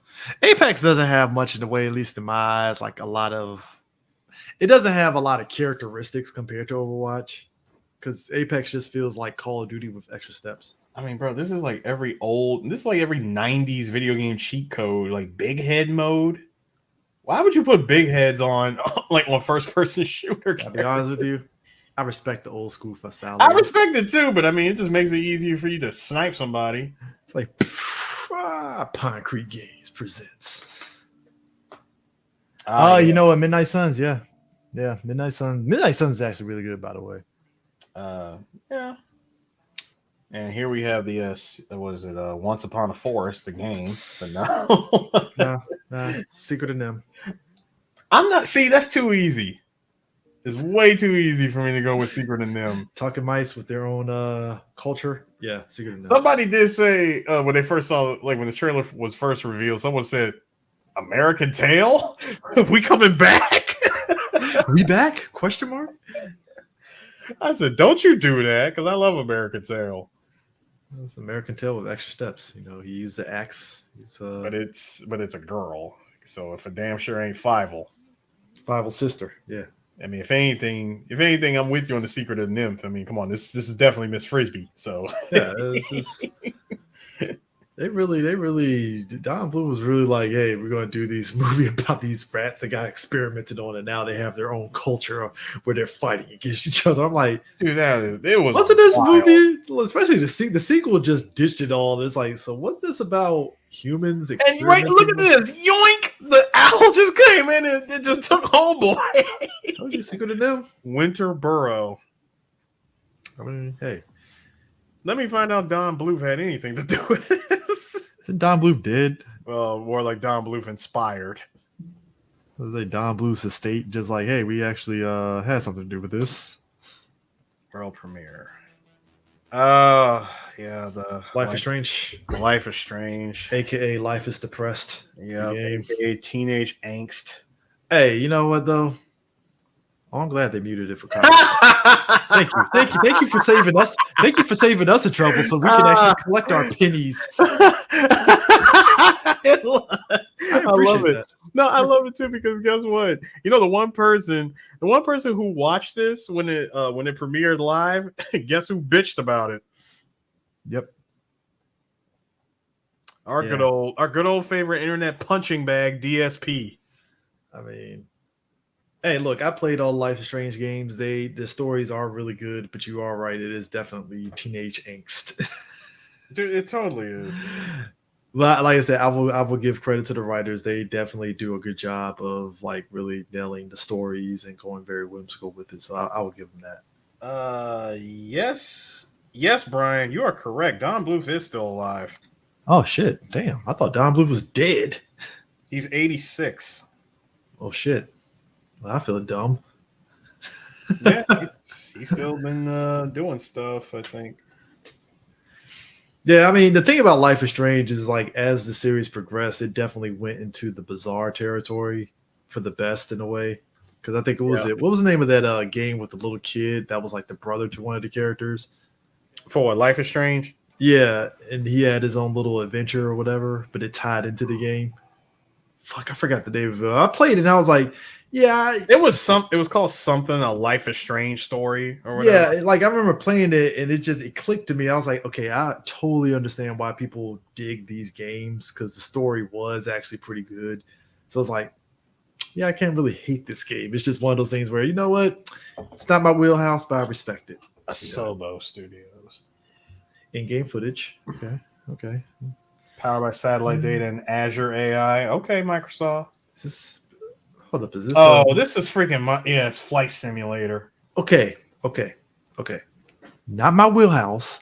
Definitely But- not mine, but but is definitely I know hardcore flight simulator fans that eat this shit up bro, this is definitely gonna be somebody's GPU benchmark. because I know people that use this to kind of help them for like getting their not pilot's license, but just like it helps in terms of understanding certain things, obviously, you know. But this, I look, folks joke, but it's like no, there's a huge fan base for this shit. Straight up, it ain't even there a it joke. Even with the controllers and all that shit, it's like oh they serious. So I will give them this. I'm really, I think for me my interest is more like how do they go about getting pictures of like these areas around the world to throw in a game. Google Google Satellite. But that detail though, that's the thing. Because part of me feels maybe they do get AI. some. You think so? Dude, it says powered by Azure AI. Oh, okay, never mind. Because it feels very like on point. Like this is actually you can go here kind of vibe, and I'm like, I mean, you probably could, but this is super. If it's super Azure AI. if it's Azure AI, then yeah, they probably did get some Google images and kind of And refined put it. together an idea of what all this stuff looks like, I mean, or it looks dope. just based it off of actual images. Bro, you could probably try to recreate fucking Top Gun Maverick, the final fucking scene off Top this Gun shit. Maverick or Independence Day. The final scene, just like You could if that location is there. yeah, exactly. Like, bruh, like, hey, I had a couple of people that I work with in the Air Force that like they ate this game up. I remember I came to his house one night. No bullshit. He had like 3 screens up and had the fucking controller. Yeah. And was like zoned in on it when I came in. I was like, bro, you really play this? I'm like, all right, shit, hey. Stop it. I mean, that is true. For seriously? I think, yeah, I forgot the name of the guy, but I don't know if it was Harris him. Moore, he stole planes and learned to fly them using this game. Yeah, the game does help you learn to fly. I'm not gonna say like it's a 1-for-1, but you get an idea. But you know, Fine. Elder Scrolls, that's another game series that I'm slowly coming around to like messing around with. Not my wheelhouse. I tried it. Just not me. Look, I played the shit out of Skyrim, so See, there you go. This is perfect for you. I played every iteration of Skyrim, like the PS3 one, the PC one, on my old computer, and then Them them rough ass frame rates. Hey, look, we were podcasting on that old machine. I pushed that fucking game to its brink. It looked pretty good. It looked really good. I like that. Muted for copyright. Hey, thank you. Thank you for allowing us to have our pennies here at 3BG. We appreciate that, Xbox.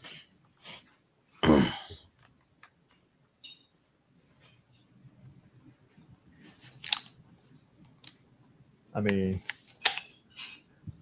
it's Microsoft. Yeah, we're almost coming near the end of this. Thank God. Like I said, hey, people.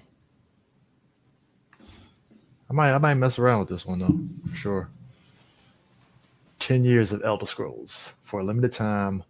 Elder Scrolls. This is Elder Scrolls Online. I never played Elder Scrolls Online. I played the other ones, but I never played online. So, Oh shoot! It comes out in 7 days. hey, that's a good surprise for folks. World premiere. I think this is it. No, it's not. This would be Life is Strange double exposure. Huh. Yeah, that's the other character. That's a photographer. Oh yeah, that's right. I forgot they gave us two Life is Strange titles during this premiere. Yeah, it's like a murder mystery. Nancy Drew. Yeah. Which, hey, that's another layer right there to really teenage angst on top of murder mystery. So it's basically the judgment to the Yakuza, Pretty much, the lost judgment to Yakuza games. basically. But like I said, again, I give them credit for the writing to where they really kind of like, nail what they're trying to go for.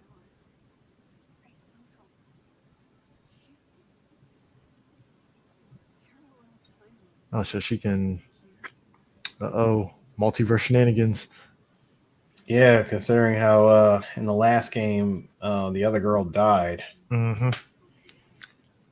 Was she gonna be able to save the girl now? And then cause a whole new alternate universe. Ripple effect. Multiple timelines, sir. Not just ripples. It's a multiple timeline. Sorry, that Going to a different timeline. They're all grown ass adults now. There's no more teenage angst. I swear you would never let me hate Rhodey when he was like, so if we can go back in time, why don't we just go to Thanos and it's like, first off, gross. Second off, I'm like, how's that gross? He's right. But no, he didn't say it was gross. He just said, first off, that's terrible. Second of all, I was like, hey, terrible. He's right. Like, hey, go back and find baby Thanos and do that. I'm like, dude, he didn't do anything. So don't matter.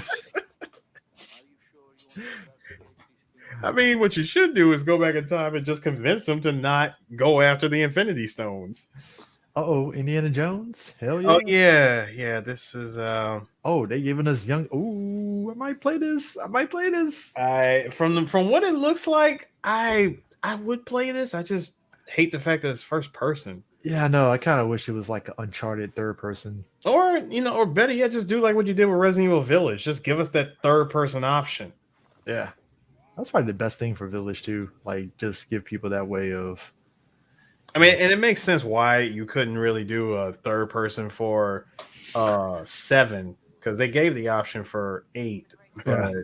I think 7 it they was- couldn't do it because the problem with 7 was 7 everywhere you went in 7 everything was like closed in, whereas 8 everything was more spread out. Well, because 7 they kind of harken back to OG Resident Evil with the mansion kind of vibe.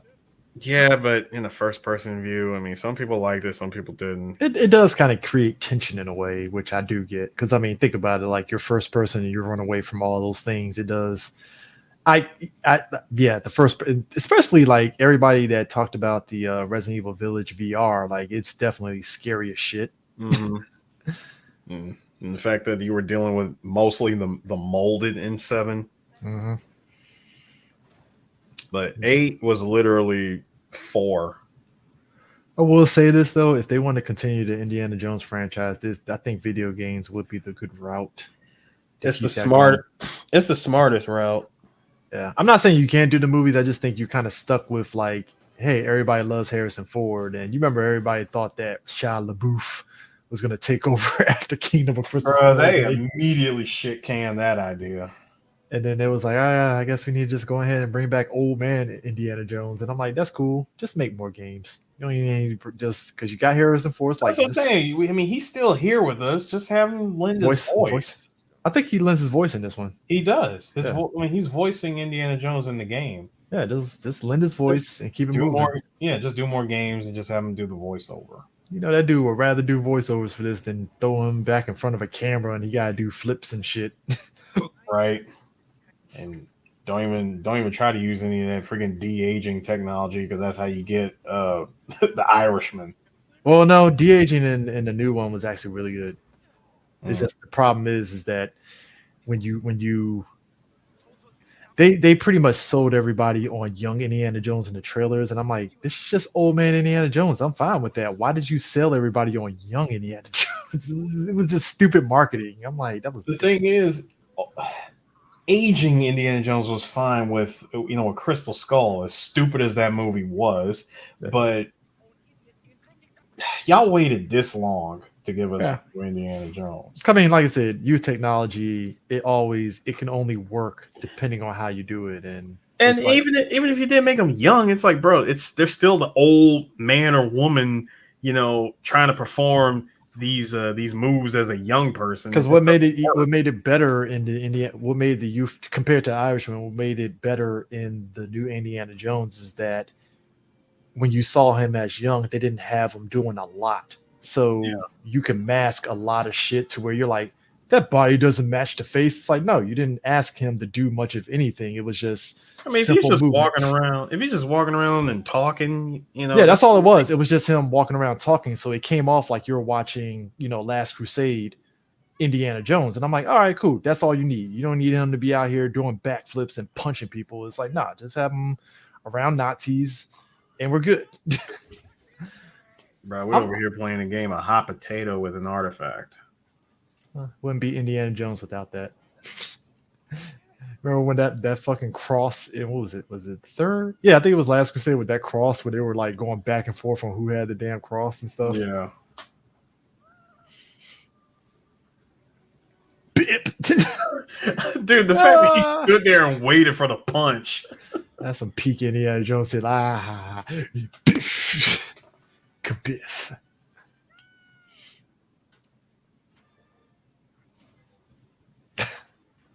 Wow, really? The sledgehammer and the multiple punches to the face. Oh, you get to use the yeah, it's definitely some Resident Evil first person vibes. Like I said, I might get this. This would work so much better if it was in third person. I know, man. Like I will play it, but God, third person would just really do it, man. Oh, he's fighting with the ball. He's got to run away from it. And it's a freaking Game Pass game. I might just reactivate my Game Pass. Yeah, they did kill Shy off screen. That shit was fucking hilarious. I'm like, bruh. Oh yes, Mech Break. This is Mecha Break. Okay, I thought it was Gundam for a hot second. I was like, what? Trust me, someone's gonna make a Gundam out of all this. I thought it was the because there was a Gundam game that came out. Gundam Breaker. Gundam Breaker that kind of had the same vibe. No, this looks this takes it to a whole new level. Shit. I mean, if I'm Bandai, I'm taking the page out of this, and this is your next Gundam game right here. I mean, granted, Extreme Versus has this vibe, but like the graphics just looks way better. Nah, I mean that's because they haven't put out a Gundam Extreme. They haven't put out a new one yet. I mean, they've been updating the same one since like 2013. Yeah. I mean, can you imagine Gundam Extreme Versus with this? I can see this. It would be crazy. Shit, screw that. Can you imagine Zone Enders 3 looking like this? Well, Konami hates money, so they're not going to do that. Well, Konami doesn't have Kojima, because who the hell would actually write the story? Well, see, if I'm Kojima, I would make my own version of Zone of Enders, but it would be like not Zone of Enders. I mean, technically, just to be petty. Technically, he could get away with it. I swear, I thought this was Gundam. I'm not even gonna lie. That could be 00 right there. Or the RX, was it the RX 93, the new Gundam? Yeah, it does have the little funnel system. Oh, beta coming August. I will definitely be sure to download that bad boy. Oh, we got Yoink. Oh, it's both in-game. It's Onimusha, maybe. I wish it was Onimusha. Yeah, it is not.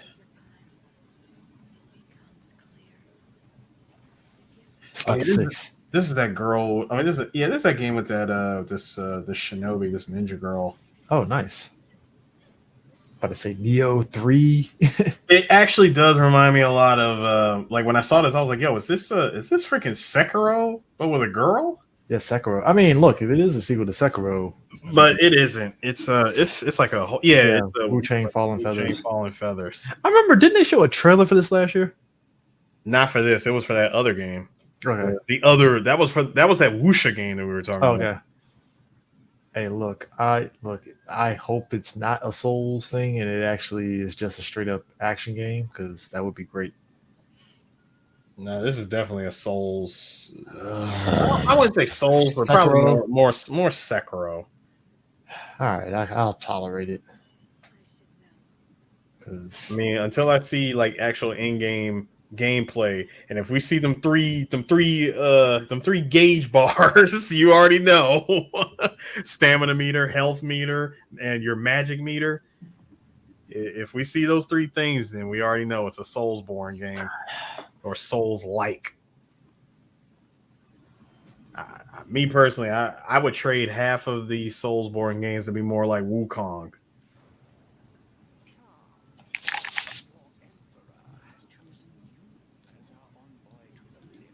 and this is Avowed, Loud. which I heard about Avowed. This is first person or third person. Avowed. Oh, he has fire eyes. My number 9 of it. Okay, y'all are funny. Brian's on my mighty number 9 of Enders. You trust present day half of I mean, hey, look. If Kojima is doing it, yes, I would Look, trust it. look, Kojima gave us the greatest game ever, the walking simulator that is Death Stranding, and he. And he gave us the greatest sequel of Zona Enders 2. So I'm just saying, I'm curious on Death Stranding too, obviously, but you're right. Jury is still out, but hey, Kojima's name's still selling. He could probably do his own. Look, I'm waiting for Bandai to be like, Kojima, you can do a Gundam game. Go. I was watching this documentary about Cliff Blazinski, Mhm. and apparently he has spent some time like hanging out and talking with Kojima. And I remember him asking something about, what do you do? What do you do about trying to outdo yourself from a franchise that everybody knows you for and all that stuff? And this is when he was still working at Konami. Mhm. He did say that. I remember he did say he wanted to just make, he wanted to do other things. Like he was pretty much done with Metal Gear. Mhm. But I remember him saying something along the lines of, now I make bad games that I don't like for Konami, and it's made me miserable. Which is fair. Atomic Fall, Atom Fall, aka not Fallout, I guess. Right.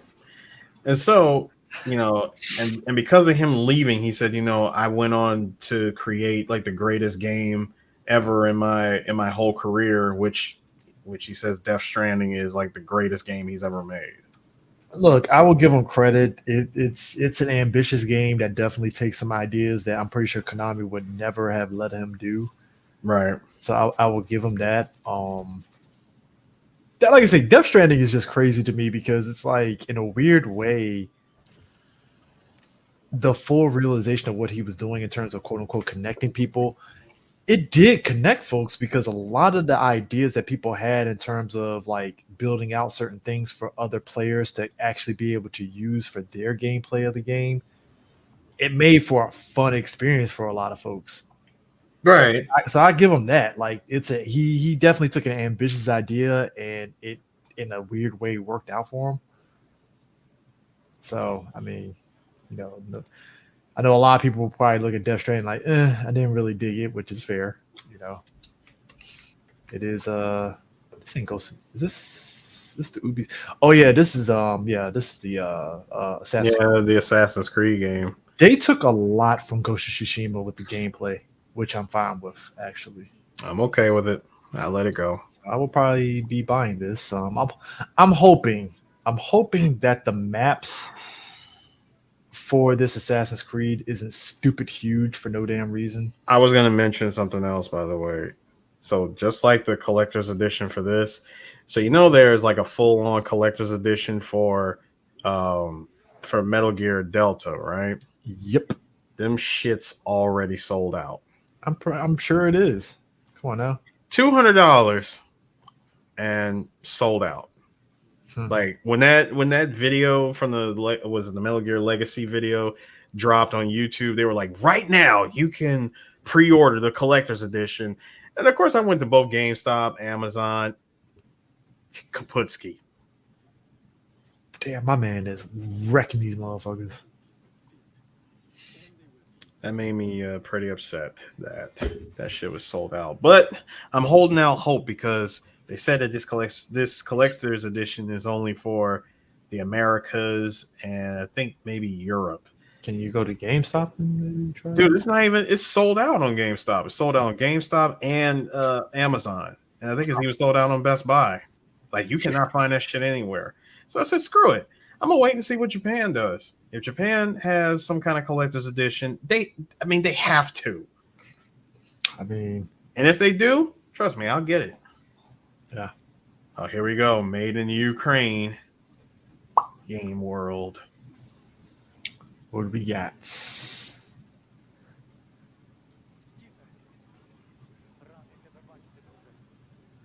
Glad to see you, buddy. Let's get out of here. Oh, in-game footage. Okay. Feel you. I feel you. They were able to make this game while in the middle of a war. I mean, hey. This would be Stalker 2. Ooh. Yeah, man. I'm really hoping they either put out extra copies or something. But I think that's just bullshit how all of them just sell out just like that. Jeez. Damn. Stalker is one of those games you got PC. You can definitely do some That's a good question. I think this is coming to PC. Oh, this shit's gonna fucking be a benchmarker for sure. Look at that. That is hella benchmark shit here. Not so much. Benchmark shit is when you have like multiple moving things. But I'm thinking that you can't. I think there is going to be some benchmark stuff in terms of like. I mean, just look at some of this stuff. It did. I mean, maybe you're right, but no, because again, it's just two characters, and sure, the camera moving, but when you got stuff that's on like Battlefield 2042 level, where you got like 64 on 64 characters, everybody's running around shooting each other, that's some benchmark shit. Okay, and it's also dependent on how much the game is optimized, because optimization is like critical. Like you got game particles, lighting effects, smoke effects, shadow effects, like all that stuff plays into how your graphics card is used. Mm-hmm.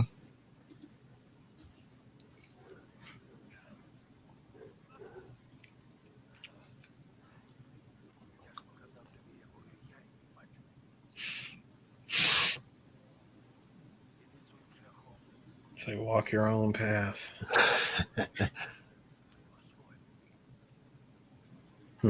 Comes out September 5th, and it's coming to PC. Let's come on, you know the vibes. Yep. Let's see how this goes. All right, what we got? Stalker 2, Heart of.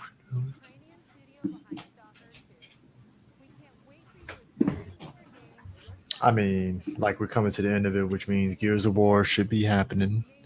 Hey, check it out! It's Sarah Bond. Person that gets thrown under the bus. Yes, she does. Remember when Game Pass was first announced? Everybody fell in love with her. Mm-hmm. And now here we are, a couple of years later with Xbox, and she has been getting yeeted under that bus. And here we are with another Xbox, another Series X console. I mean, outside it's no different than the PlayStation 5 Slim. No, I mean it isn't. As long as they keep putting these games out on Game Pass and on PC, there is no reason for me to even own it. I mean, it is what it is.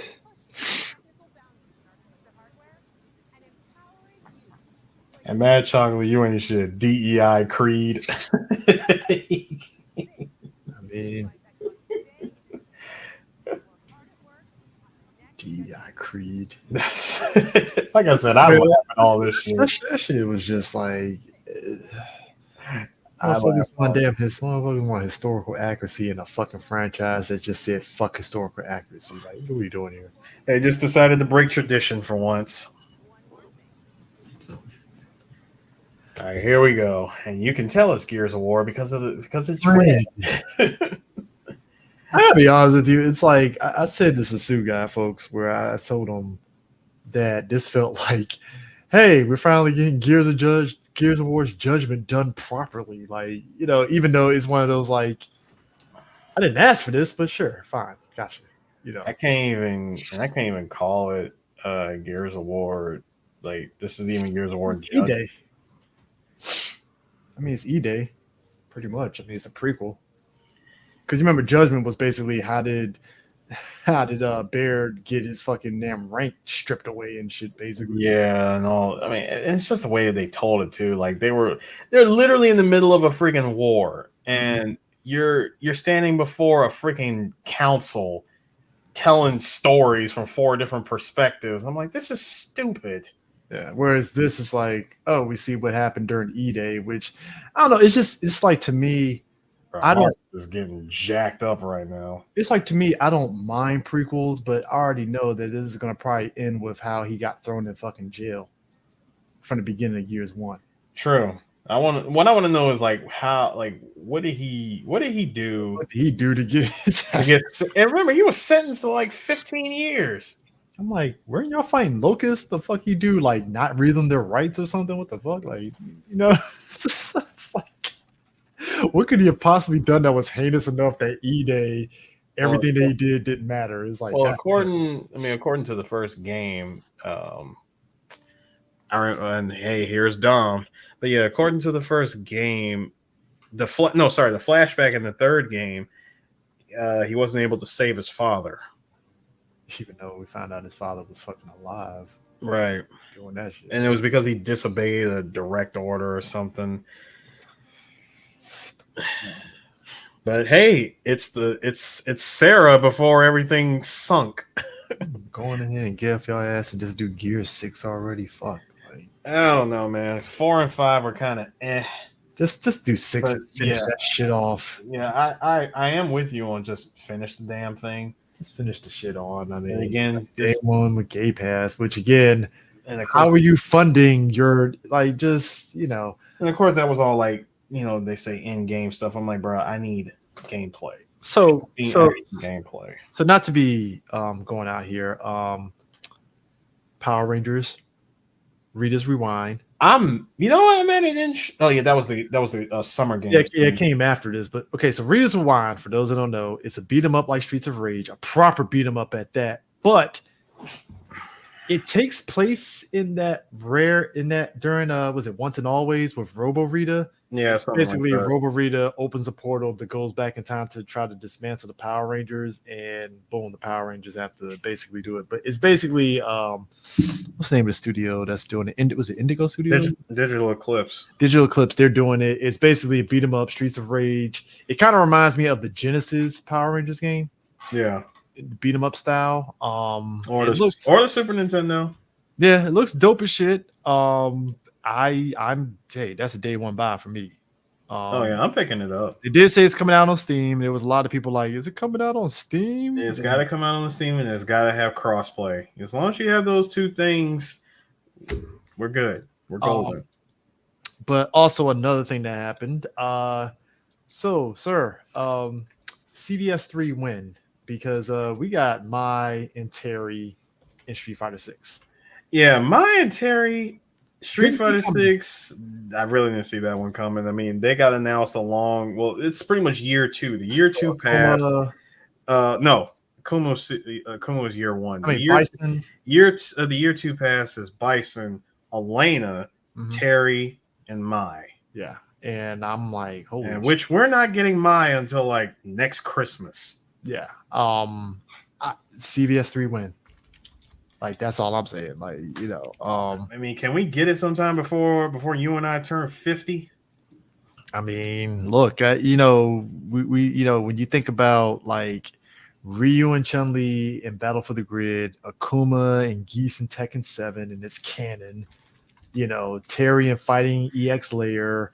You get fucking Mai and who else? Oh, Mai and Kula in DOA. Yeah. Wasn't there one more? No, not even just Maya and Kula. I mean, well, if you're going off of just SNK, then yeah, sure, Maya and Kula. But remember, in Virtua Fighter, they also gave us Jackie, like Jackie, Sarah, Akira, and Pi. It was like 4 Virtua Fighter characters in DOA. Yeah. I mean, when I see this, it's like, oh shit, SNK is on board. Didn't they do another Guru reveal too as well? Yeah, so one of the reveals for Fatal Fury City of the Wolves or Garo City of the Wolves, number one, they further explained the battle system, which was really dope. Bunch of characters, like a handful of characters got announced. Marco Rodriguez. Like Marco Rodriguez is back. B Janet is in the game, along with a new character that I believe is supposed to replace Grant. Yeah, so it's Andy Bogard, B Jeanette, Billy Kane, Hotaru, Joe Higashi, Kane, Marco, Preacher, Rock, Terry, T-Zoc, and Vox Reaper. No my. Yeah. Interesting. I think Vox Reaper might be the new one. No, Vox Reaper, he replaces Grant. Okay, so ain't T-Zoc. Preacher? Where are you seeing this at? It's on the wiki for it. They were officially announced, basically.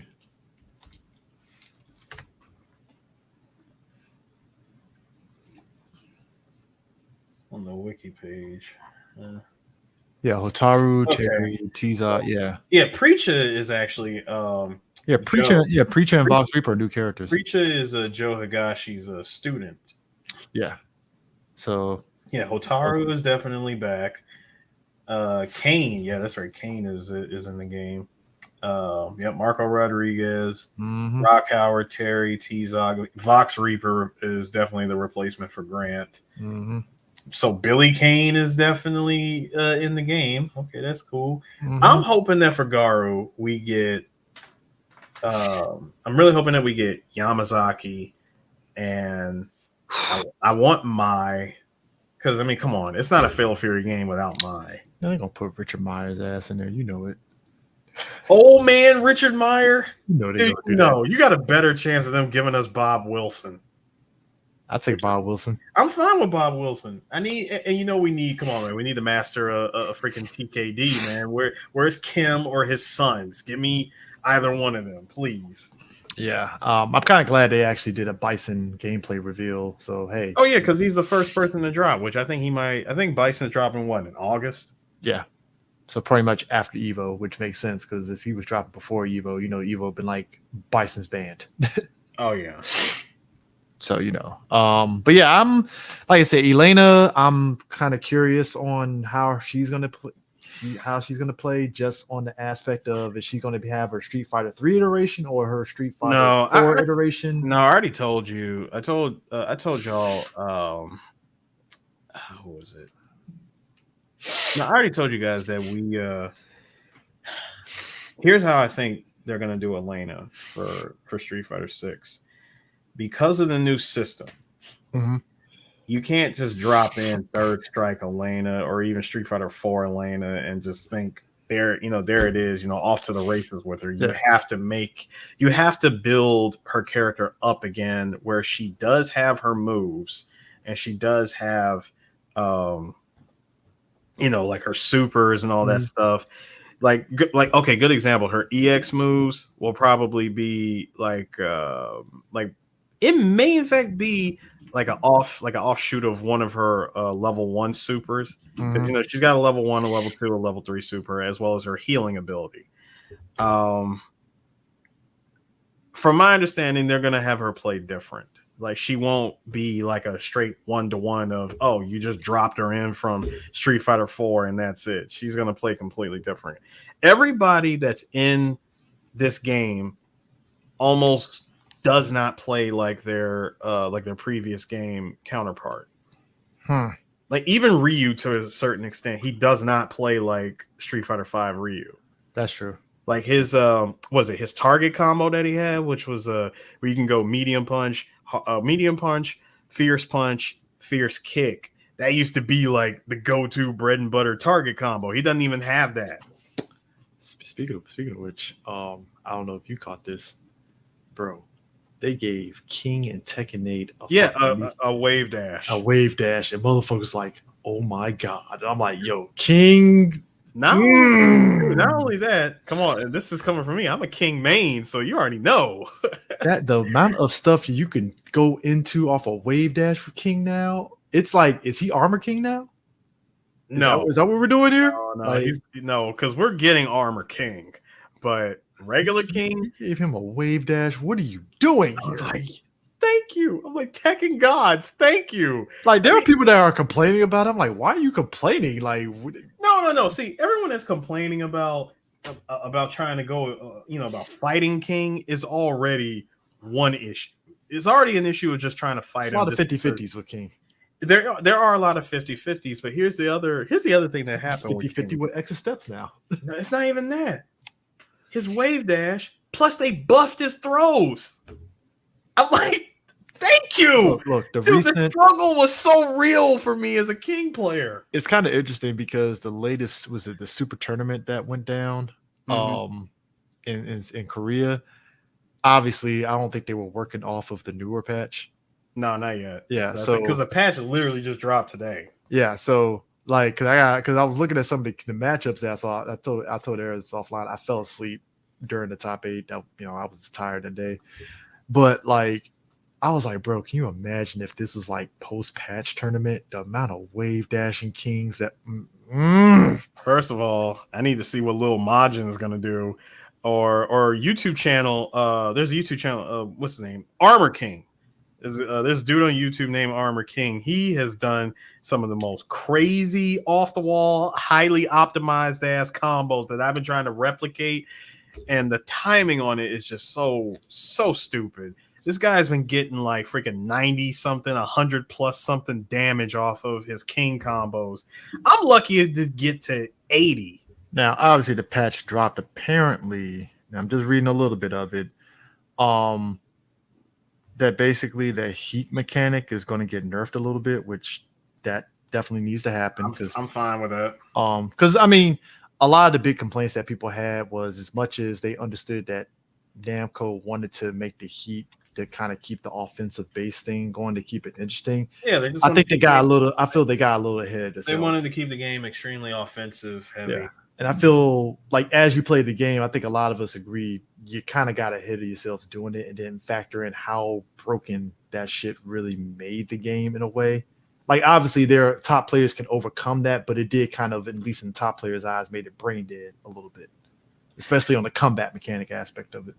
Yeah, one of the other things they did was they nerfed the stage damage mechanic. I think that's necessary to a degree, because there were some stages where it's like, yeah, that's like instant death. You hit the wall or you get blown up in the air or some shit. So, okay. Optimize the PC performance measurement process conducted during the initial launch and when resetting graphic settings. Okay, that's on Steam. So aggressiveness is a bit too rewarding, making it hard to defend yourself aggressively. That's true. Added a feature that automatically lowers the graphic settings for subsequent matches if the processing load exceeds a certain threshold during online battles. Yeah. Okay. Improve the practice mode by temporarily saving the settings for punishment training and the practice mode defense. When playing again with the same character, the previous settings will be retained. Wall staggers from heat dashes will be removed, and the damage of heat bursts and throws will be nerfed. This is done to increase the importance of sidestepping in three-dimensional play. Thank you. Oh, hang on. Here's some common stuff. Let's see this. Where's the floor breakage? I just saw that. Yeah, here we go. Floor breakables. So it fixed an issue where the following throws would not trigger a floor break in certain situations. So Brian approaching from the left side, his left side 1-3, They finally fixed that. Devil Jin during flight mode 2. Huarang approaching opponent 2. Was it Kazuya turning devil form into his freaking uppercut. Kazuya approaching opponent from the left side, 1-3, 2-4. That's been fixed. Lily's approaching opponent 1-3. Reina, what is it? Forward 1-2 +3 on counter hit, and Reina down forward 3-4. Her regular throw and her throw from the left side, be it 1-3 or 2-4. Wow. So all those got fixed. Huh. You know what? I find it funny that here it is. The following destruction type of stage gimmicks have the effect that reduces the opponent's recoverable gauge when triggered. The amount of this reduction has been changed from 20 to 15. Jesus. So that goes from wall breaks, hard wall breaks, balcony breaks, floor breaks, and hard floor breaks. Side note, I like how MK1 is still landing like a wet fart even with the Homelander dropping. Like, just, it's like, does anybody care anymore? Like, some people are like, yo, Takeda win.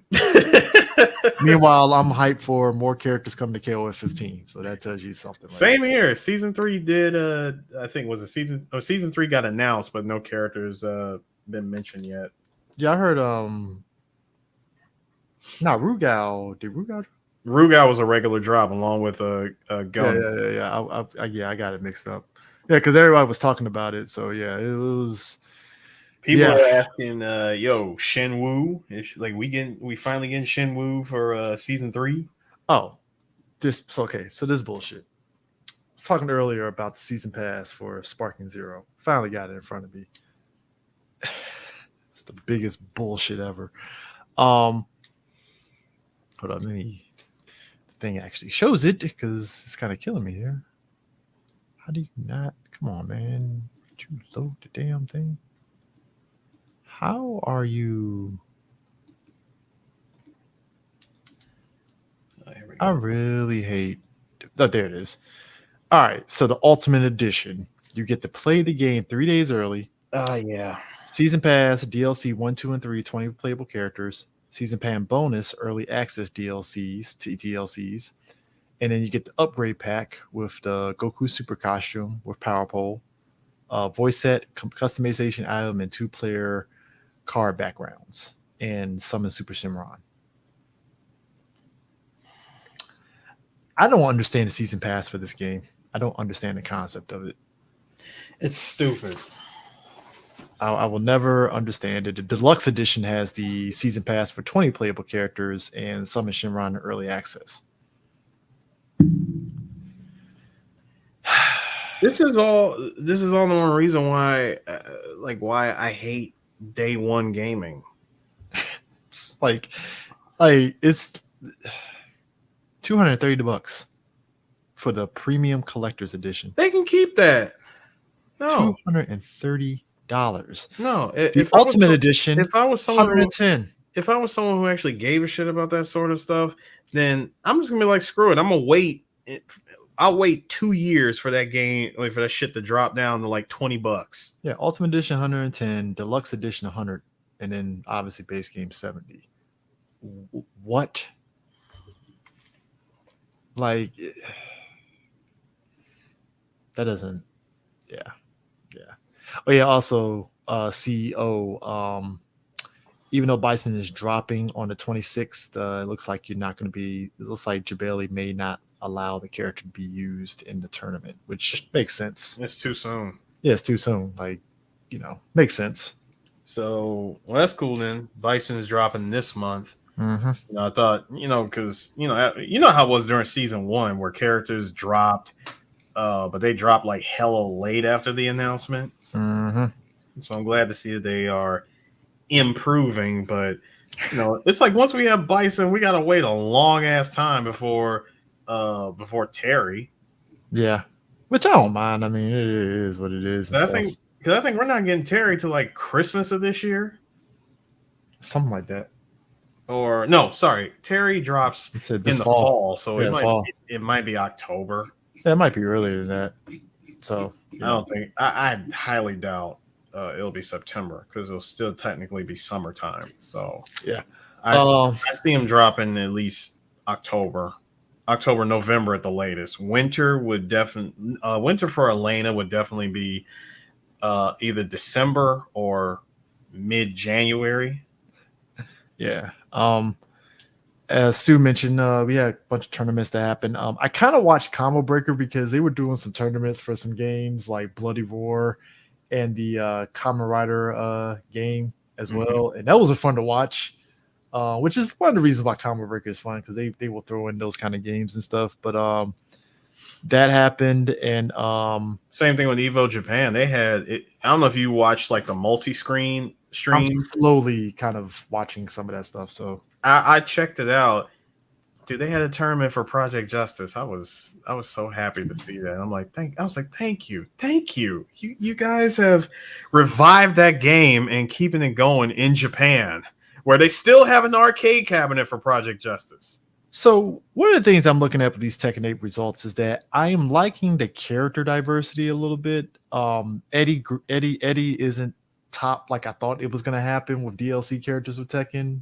He's good, but like he's good, but clearly he's very beatable. So because Tekken DLC characters tend to be ridiculous and stuff at times. I mean, in the very beginning when everybody had to do was just spam whether it was B or circle on PlayStation, all you had to do was just spam that one button over and over and over, and it did like stupid damage. So to see the results of a lot of characters, AK ended up winning in Combo Breaker for Tekken 8. He has Shaheen, and you have Arslan Ash's Nina, Farzine Victor in third place, Jianding had Eddie and Reina, Kuma is insane in this game. And I'm wondering if the buff to Heat is going to really make people not play with Kuma, because he does benefit a lot from Heat play in this game. He does, but yeah. Nee got fifth with Brian, Joey Fury, Jack 8, and Nobi with Dragunov to round it out in the top 8. But even looking at the remaining ones and stuff, I'm seeing a lot of Kings. I see Jins. I see some Claudios. I see Savina. I see, Lily, Jack 8, Steve, Elisa, Yoshimitsu's. It's a lot of diversity. I will give this game credit on that. And it's just stiff competition kind of makes it to where, hey, you get in where you fit in. Right. Because even on the Street Fighter 6 front, like Luke is still good, but he's been taking the back seat because Lily Chakotay beat one out with Lily. Which again, it takes work with Lily, because Lily was definitely considered low tier. Like Blanca was considered low tier. Yeah, quite a few low tier characters for Street Fighter 6. I mean, you put the work in, you get the results that you want. I mean, and that's it's kind of like how in Street Fighter was it 4 with T-Hawk, where it's like you can win with T-Hawk, but you got to work like stupid hard. It's work, and some people just don't want to put in the work. They would rather take the freaking Sanford Kelly route and just pick a top tier. Which I'm fine. I respect it. Hey, It's like you want to dominate this game, just pick a top tier. Funny, looking at his top 8, Ed is actually on the come up. Of course. Yeah. I'd still rather good things about that character. I still rather have Dudley, and I'm hoping that we do get Dudley's return. They're not going to give you Dudley. Why not? Come on, they will give you somebody else before they give you Dudley. It's kind of like how everybody wanted Yun and Yang, and we don't get Yun and Yang. So. I mean, we're gonna get a freaking aged Fu Manchu Fei Long or something. Don't give them ideas, sir. You know that's gonna happen. Hey, Capcom, you're welcome. I'm saying it. If they don't give us the twin, they're gonna do that. And look, I don't mind having 3 boxers. I mean, come on, we got 3 Shotos that play different. Why not? Why not 3 boxers that play different? Ed does not play like Balrog, and Balrog, even Balrog doesn't even play like what's his face? He doesn't play the guy he does in Street Fighter Five. Nah. So Bro, let me ask you this, because so getting I'm just saying, so getting a new Dudley for Street Fighter 6 would be just fine. let me ask you this, because I've been out the loop on Guilty Gear for some months now. Mhm. Is Happy Chaos that good? I haven't got a chance to play. Seen them a lot on the tournaments in terms of like everybody who plays what. I'm like, damn, and man, it's, people playing you know, Happy Chaos in this and game. you know, Jesus. and you know, it's dumb because I did buy like the, Ultimate Edition or whatever for cheap for Guilty Gear. So Mhm. all the characters that have been dropping in, like, I got them and just never played it because I have not touched that game. I think since I haven't touched that game honestly since Johnny came out. Like ever since Johnny dropped, I got a chance to mess around with him for a little bit, and I promised to come back and play the game, and I never got around to it. I mean, looking at the results, there are definitely people figuring out Johnny still. He didn't really crack the top 8, but yeah. I mean, just, personally, I'm waiting for them to announce Jam. oh, you know that's coming. You know, Dude, it's been a minute. I'm like, where is she? She needs to just go ahead and drop her. Like, what are y'all doing, Arc Systems? They're gonna soft roll that shit. Come on now. Nah, man. I mean, if they drop Dizzy or some shit before we get Jam, I'm gonna be very upset. I'm still trying to figure out this Topanga League thing because I believe it's still ongoing right now. The qualifier. No. Yeah, final results is already there. Yeah. My bad. So it looks like Kobayan won with Zangief. Holy shit. Yeah. I heard Zangief is actually pretty good in 6 now. Oh yeah. He got buffed. Dude, Geef is dumb. Let's see what Snake Eyes does with Geef. I'm curious on that now. Yeah, so I'm looking at the base roster for Strive, and yeah, no, there hasn't been but God, I remember Bike and Testament. I completely missed out on season 2, even though I have it. And season 3, yeah, I only messed around with Johnny, and Slayer was like the last character to show up. Yeah, bro, where's Jam? Can y'all just give me Jam and stop bullshitting? That's really all I want. I just want Jam.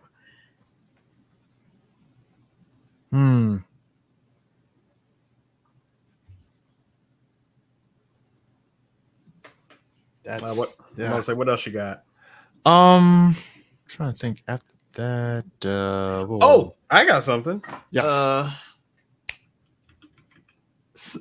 Sonic Generations. Yeah, Sonic Generations with Shadow. Shadow.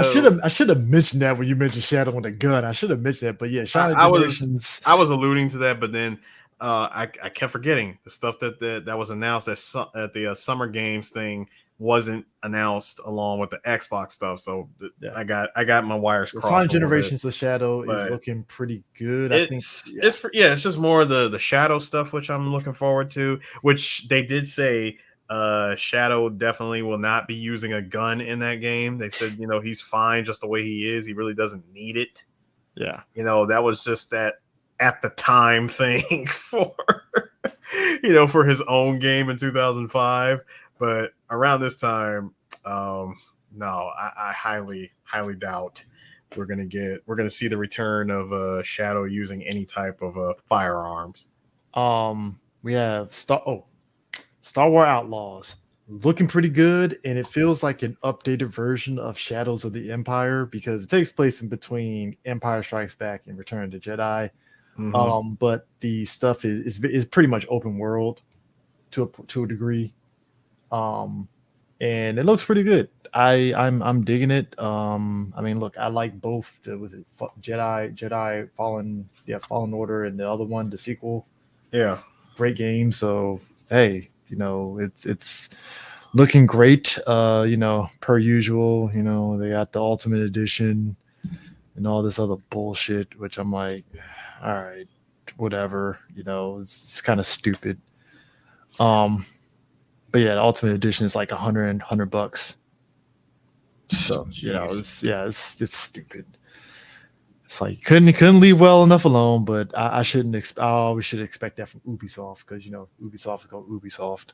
As always. So so correct me if I'm wrong. That Sonic Generations thing though. So basically, it's the old Sonic Generations game, but just updated to add in Shadow's story, I guess. I don't think that's the case. Hang on a sec. Because that's the gist I was getting from the trailer. I was like, oh, okay, cool. Like that's what it looks like. Like Sonic Generations. Let me see.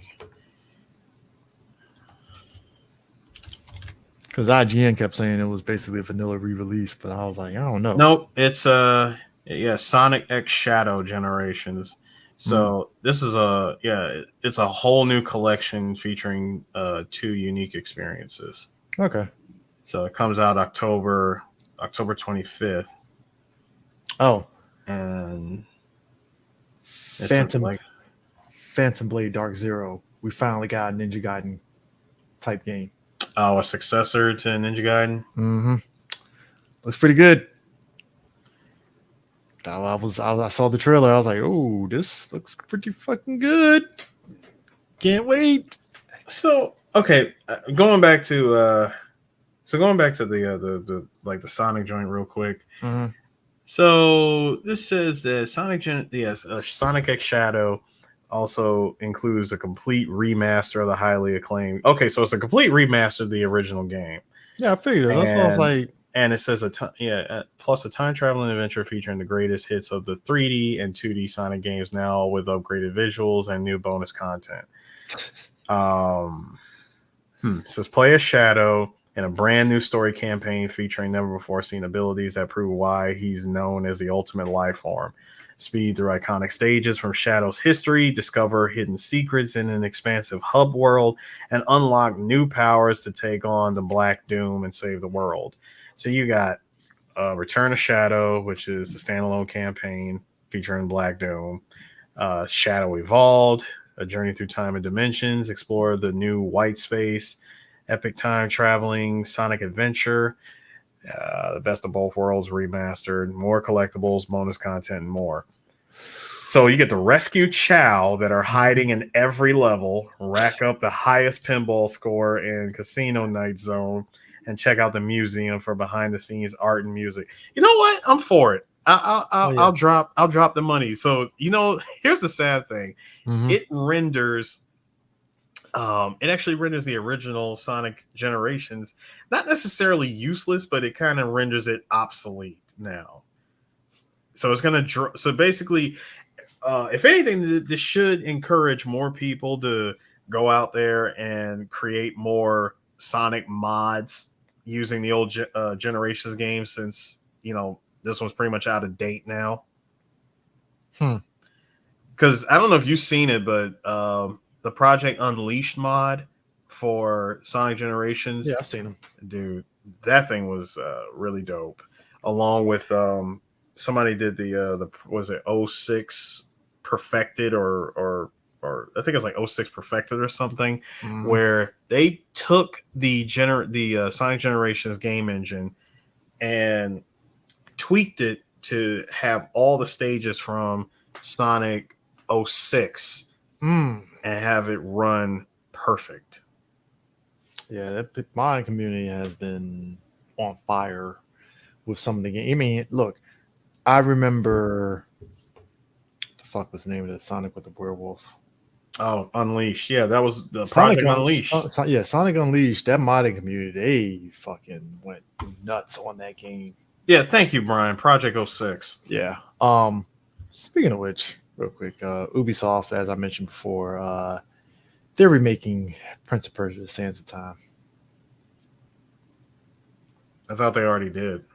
Nah, this is that they're taking the so PlayStation 2 era Sands of Time and they're remaking it. Oh, okay. So God, I was gonna say, so Prince Killmonger, Prince of Persia game is not Warrior Within. No. I'm talking about the one that they dropped already. The one with Duke and the Killmonger. That Prince of Persia game. That was okay. See, it's weird because Now, if one you're ma- talking about them actually taking the old Prince of Persia games and remastering that original trilogy, because yeah, that's what they're doing. Is it was Sands of Time, Warriors Within, and Two Kings, and Two the two Thrones, the Two yeah the Thrones. two thrones. Yeah, Two Thrones. No, that's what they're doing. They're taking the Sands of Time and they're just remaking it outright. I'm fine with that. Yeah.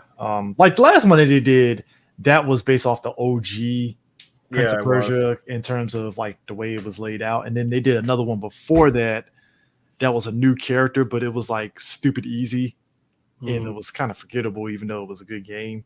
But yeah, they're basically just going back to that, to which I'm like, all right, so when's the other shoe going to drop on that deluxe editions and all that and stuff? So it is what it is. But yeah, I think that's it. Even though there's more Summer of Game stuff coming on after this, but yeah. Question for you, since you mentioned way at the beginning of this podcast, you're talking about retro games and like the idea of retro pretty much being on the rise. I have a game that I want to ask you and everybody else that's still here with us. Do you happen to know about a game that came out about 8 years ago called Timbo the Badass Elephant? Mm, Allow me to present this to you, sir. Check this out. Here's the game. Sega. that looks like a Jindy Tartakovsky.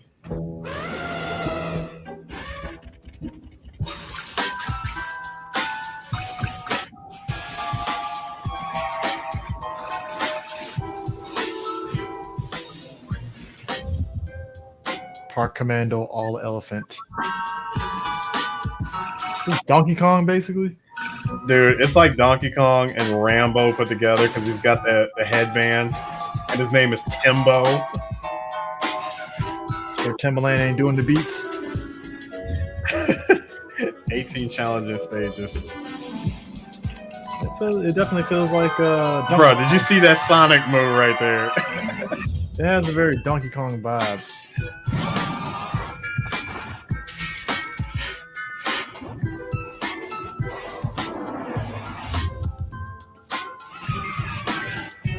I'm pretty sure it is on the Switch.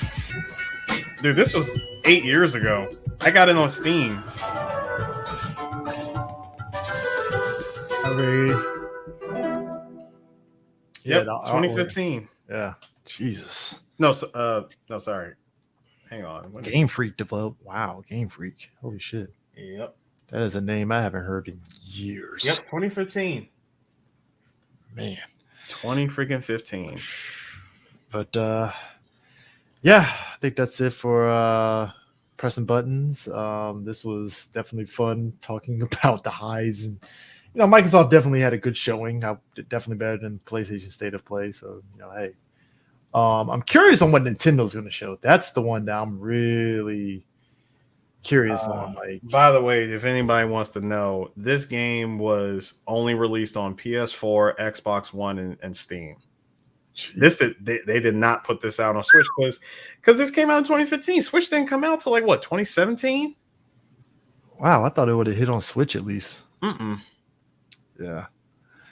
But yeah, that is it for pressing buttons. Hey, maybe we might come back next week for another round of gaming announcements and all that stuff too. Never know, because like I said, I think they still got more announcements, right? Yeah, there's still more announcements to come. Yeah. Oh, real quick, mhm. I've been enjoying watching Maximilian talk about the Marvel's Capcom Infinite and Beyond with all the additions. Yeah, That's been fun to watch. So there is this crazy mod that's going nuts with like people have been taking assets from Marvel 3 Mhm. and as well as Marvel Infinite, and they're just making characters like legacy characters and hell, even characters that never been in the Marvel game, and they're making them for Marvel Infinite. Like they took out, like, I think, certain characters.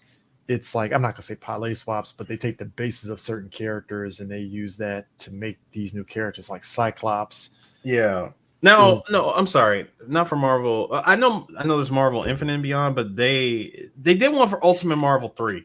Ultimate Marvel 3, they like fully expanded the character roster, so now you can add way more characters. They've added so many characters. Like shit is insane. I know now for Marvel Infinite and Beyond, they're trying to add like more shaders to the game. They want to like clean up the game's image, probably like of course change the audio, add some characters, just polish the game to what it should have been. Yeah, which God knows, the potential of what Infinite could have been was just like damn. Because God knows that game definitely needed it. I mean, you had a story that really went nowhere. Lord knows they tried. They fucking tried. I mean, the game itself was just woof. I mean, there was potential. Gameplay. I think it was one of those things where it's like the gameplay was actually not bad, and it's just like to say the presentation is just where people were just like, eh. A lot of the game, even the gameplay, it was kind of rough around the edges. I mean, dude, you can tag at any time, and your character was never at risk. I think we were just all happy it wasn't touch of death. You had a shot. Which is why I had that MVC1 vibe to it. So it was like, okay, thank God. But then you add in the stones angle to it, to which it kind of is like, well, dude, depending on what stone you use, you definitely would kill a character in one touch of death combo. Yeah. So it's kind of like, yeah, you had the upside, but then its downside superseded its upsides, and it just made for just game. Yeah, so. I mean, all in all, the game really wasn't that great. I mean, I still go back and play Ultimate Marvel 3. Yeah. As broken and busted as that game is, but hell, all the Versus games are broken and busted. Yeah. I mean, so. But at any rate, that is it for pressing buttons. Damn, we had a lot of people on here. 6 got up to 10, actually. I'm about to say, I was just about to say we had more, but yeah. Shout out to everybody that stuck around. It's been a good 2 hour 40. Yeah. Pretty good. Yeah. So yeah. See you guys on the next one. Peace. Now